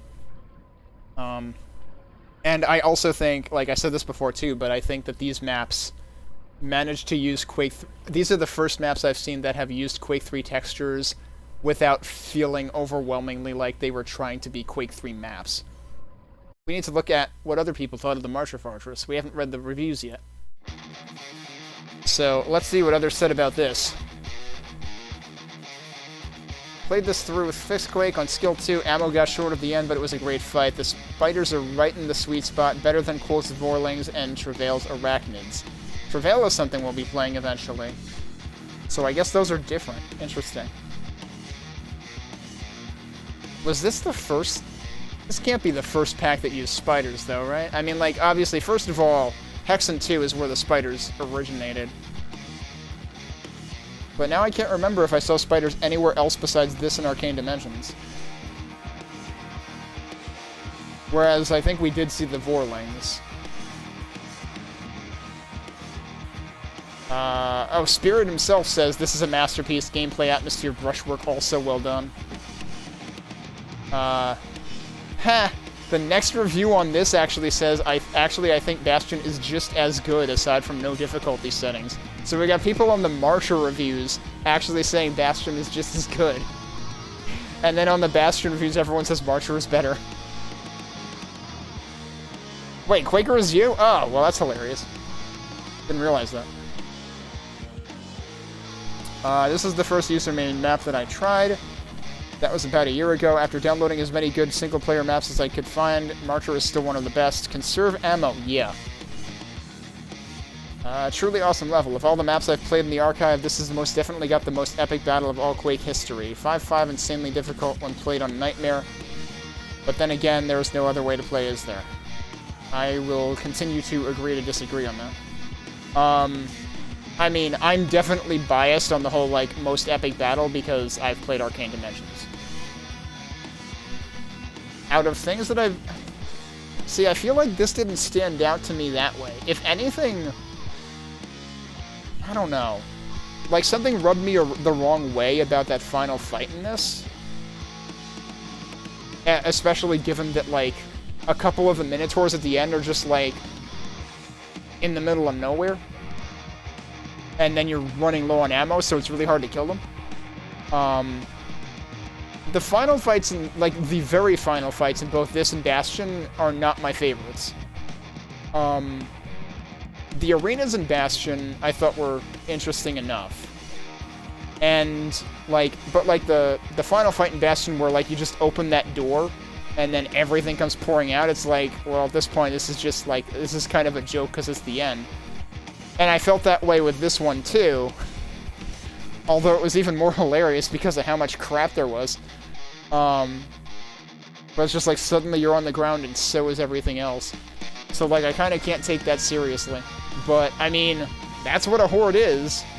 So, I mean, I guess so. You want your horde, you got your horde.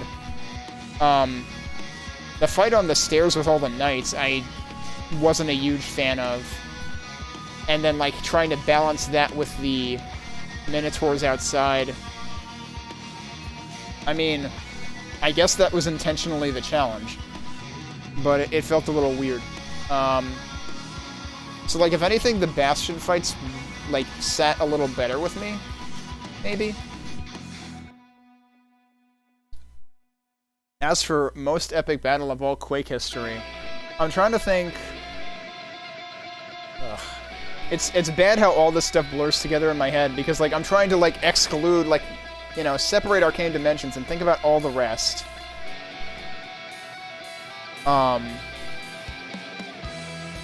And is there anything else that measured up to this? In terms of just, like, I mean, like, if you're going just based on, like, sheer number of enemies, yeah, this is definitely the most we've seen. But, like, in terms of, like, battle design,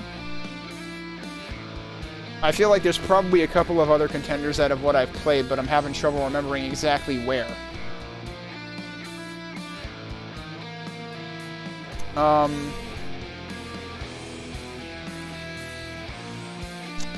I'm thinking back to the one... Oh god, which one was that?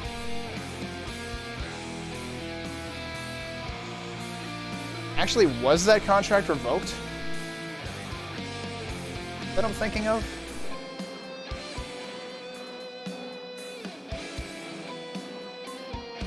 I don't think so. I'm looking through the list to try to remind myself. I might be thinking of Soul of Evil. Because I think, yeah, since Soul of Evil was the same, was Tronin, just like Covenant of Ebony was. Covenant of Ebony had a final boss that was really underwhelming because actually the hardest part of the final map of CoE was the fight before that, which was in a ridiculously cramped space with a lot of enemies. Maybe not as many as as how many we saw in the end of Marcher right now. But it was a lot of enemies in a really tight, like, chapel sort of thing. And I didn't like that fight because you didn't have enough room to actually, like, deal with it. But if I recall correctly, Soul of Evil kind of, like, combined those two things together. There was one big, like, arena with a lot of enemies, and also that boss, that final boss that you saw in Covenant of Ebony, if I'm recalling correctly. And that was pretty harsh, but, like, that is one that I think back to in terms of just, like, a final battle that was, like, a whole lot of crap to deal with at once. And, I mean, to be fair, Soul of Evil was also a pretty well-regarded map hack at the time, so I would put that somewhere up there, too, I think. Even if it wasn't, you know, the most enjoyable thing, because the way that I dealt with that was basically prioritize killing the floaty boy, and then kill everything else, and hope that you don't die. It was kind of a mess. But yeah, I fully expect that we will see other contenders for, like, good final battles. But yeah, to this point, yeah, this one certainly stands out, absolutely in terms of, like, magnitude of how much crap it throws at you. So, like, I have to keep that in mind, and from that perspective, yeah, I can see why both of these really are sort of landmarks. Alright, what else haven't I read here? Another watch that ammo comment.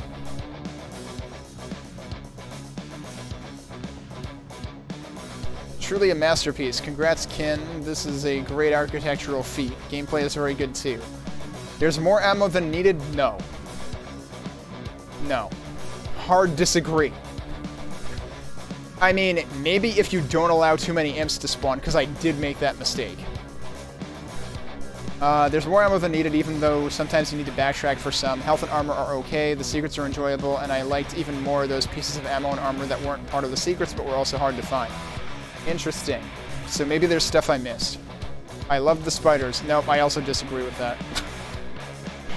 Sometimes the spiders are really hard to see. As Steven said, they are the best monsters of that kind. That's probably going back to, like, the balance comment.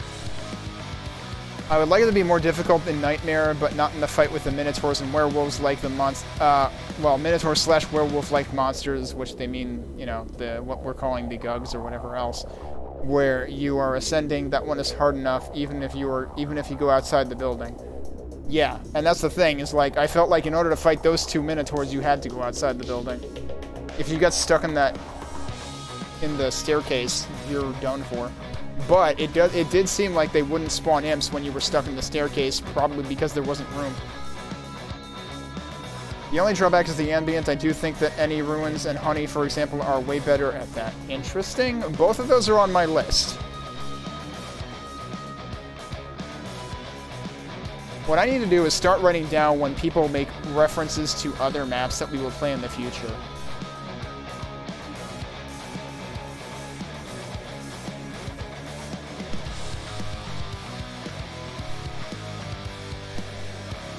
And I don't know, when they say ambient here, I don't know whether they literally mean ambient noises or, like, atmosphere.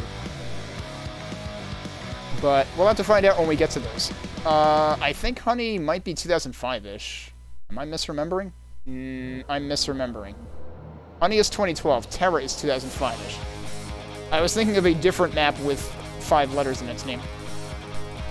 And Any Ruins was somewhere in, like, was that 2011 or something? I don't remember. Yeah, it was. I actually remembered that.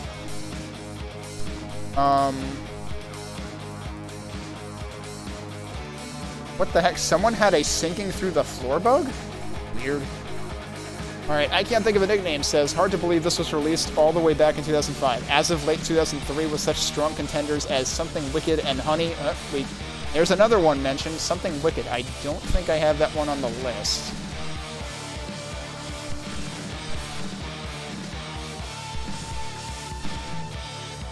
With such strong contenders as Something Wicked and Honey, this is still the most beautiful Quake map I have played. Huh.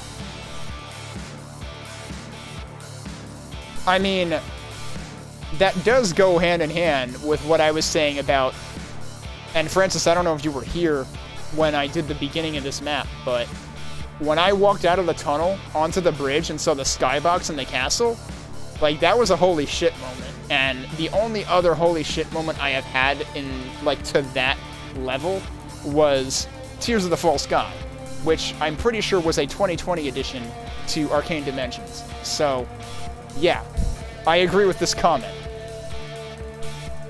Like, there is an impact that the first sight of the castle has on you in this map that nothing else has done to this point in Quake history of what I have played. The gameplay is likewise superb with impeccable pacing and just the right degree of mounting difficulty. I'm not usually a fan of maps that go overboard with monster count, though I understand their appeal to others, but here it is implemented so smoothly that it just adds to the monumental sense of scale. As others have said, this is truly a masterpiece. Mike Taylor says, just shockingly brilliant from start to end, words fail me. The only sadness is it seems Kinn only ever made 2 Quake maps, this and the also superb Bastion. Yeah, I was surprised because I wanted to look at that when I started tonight, and these are the only 2 on here. One of the best Q1 SP levels. I can only agree with what's already been said. Even better than Bastion, which I also liked immensely. Too bad the author disappeared. I burnt my own Quake to Go disc for when I travel. This, of course, is on it. Another person that said, got me very lost a couple of times, but stunningly good. Totally lives up to its reputation. I only wish it was a little bit more labyrinthine and non-linear. So someone's still wishing it was non-linear, more non-linear. I thought it did an okay job at that. I did not feel, you know... I feel when a map beats me over the head with seeming linearity, and this did not do that. Aside from the architecture, I really like how varied the gameplay is. Also, I'm not usually a fan of horde battles in Quake, but the 2-stage final fight of this map was excellent. A lot of it had to do with a big, relatively complex space the player is allowed to maneuver in. They provide a lot more room for tactical engagement than the boring arena-type spaces a lot of mappers use for such fights. So that's interesting that he says that, because I still feel like, okay, like the Minotaur plus Knights, that was confined a bit. But the final part felt like you had a decent chunk of space. Granted, there were enemies all over it, but it felt like you had a decent chunk of space. There were definitely 1 or 2 points earlier in the map where you were forced to fight a bunch of things indoors, and that was nasty. And like someone had said on the Bastion reviews page, that their biggest issue with Bastion was they gave you too much space to fight. So it's interesting that this one actually feels like this one feels like they did better about that. But I still feel like they give you enough space to fight in at least half the cases. Oh, same person comments, the monster variety placement and use of custom monsters were top-notch.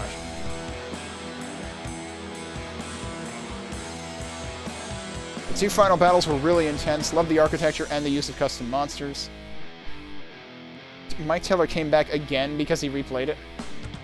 It doesn't disappoint. They're truly great maps, and this is one in my all-time top 2. Don't just give you awesome combat, but also a sense of a real place.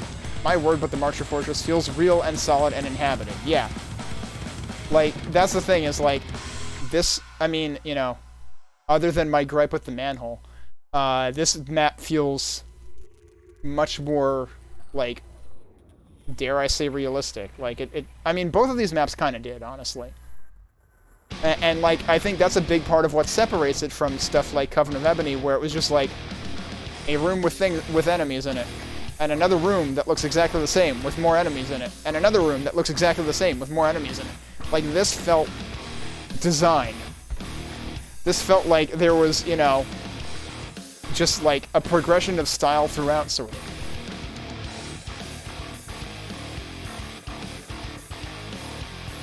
Oh, and Mike Taylor also had the issue of having a couple of enemies that weren't killed and couldn't figure out why. Oh, and someone asked what Mike's other top 2 maps was, and it's Telefragged, which is part of the Rubicon Rumble Pack, which is also on the list for later. I guess I'll write that note down anyway, though.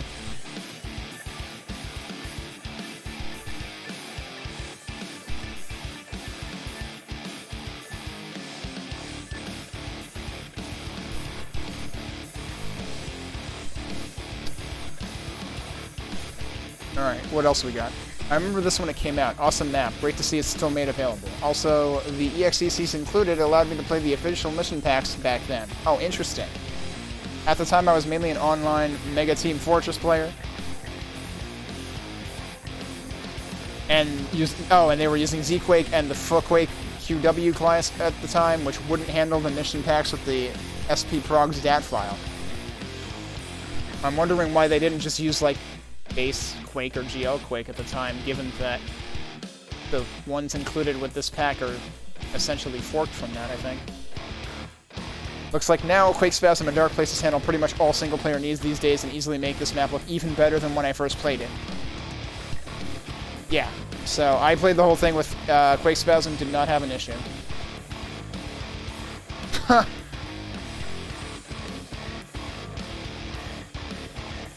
Oh, this person said that Dark Places, like, ran their system up to 80 degrees Celsius. And Spirit actually commented with use CL Max FPS 72 in Dark Places to prevent it from idling your hardware. Or, oh no, killing your hardware. That looked... Font kerning. It looked like a completely different word. Oh, Dark Places has an uncapped frame rate by default, apparently. Whoops. Well, this is hilarious. There is nothing more satisfying than gibbing a Stairway of Nights regurgitated from a tight choke point. That's exactly the thing that I thought was silly, though. Like, I mean, sure, you get to gib a bunch of things, and that's fun, but it's also silly. It's like, it's just a bunch of nights. That's all you had? It just seemed like a weird place to do it, and it was oops all nights. Yeah, there's a few people that come back here and say that it still looks and plays great 10 years later. Another ammo becomes scarce near the end comment. A requisite play for anyone who believes themselves to be a Quake fan. While no doubt the architecture in this level is exquisitely grand with a meticulously crafted layout, it goes above and beyond that by offering some of the most memorable set-piece clashes that can be witnessed in a Quake level. It doesn't get much better than this. Huh, someone actually said that health packs become very thin through the middle. The small room with a Shambler, a Vor, some melee guys, and a Fiend is just too much. Come on with that.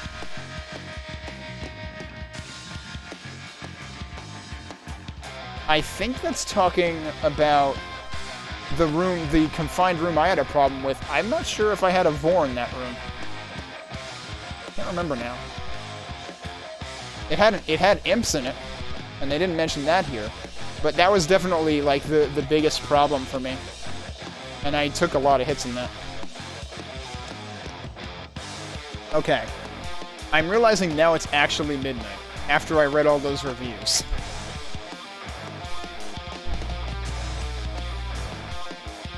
And thus I am thinking it might be unwise to start something else now. I'm sorry. I'm realizing that was like, wow. We went on 20 minutes. Well, thank you to those who are still hanging out. Worth it? Alright, thank you. Like, I always feel bad when I realize that I've gone that long without actually playing anything. But I also, like, I don't know. Like, when I watch people like Macaw45, I like when they do, like, the lore and stuff. And just, like, you know, talk about what makes things good or not. So, I want to do that too.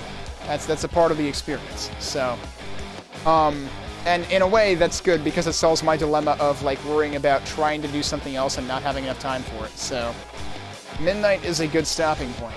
Let me see, though, what we have next.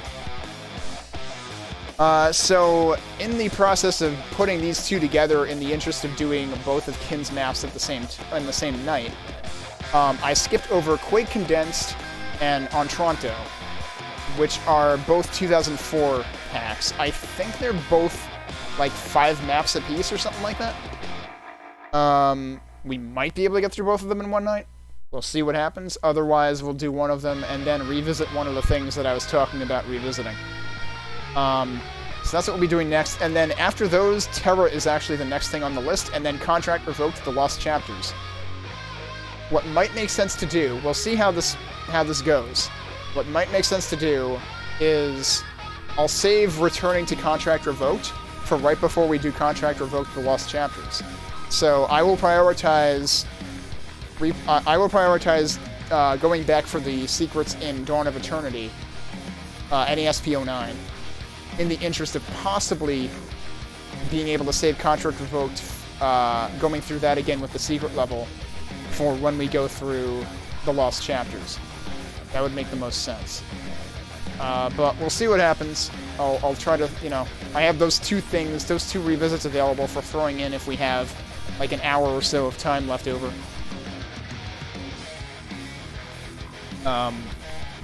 But yeah, tomorrow night we will look at Quake Condensed and then Entranto if we have time. Entranto, I have a note written here that I guess somebody must have said it's reminiscent of Blood.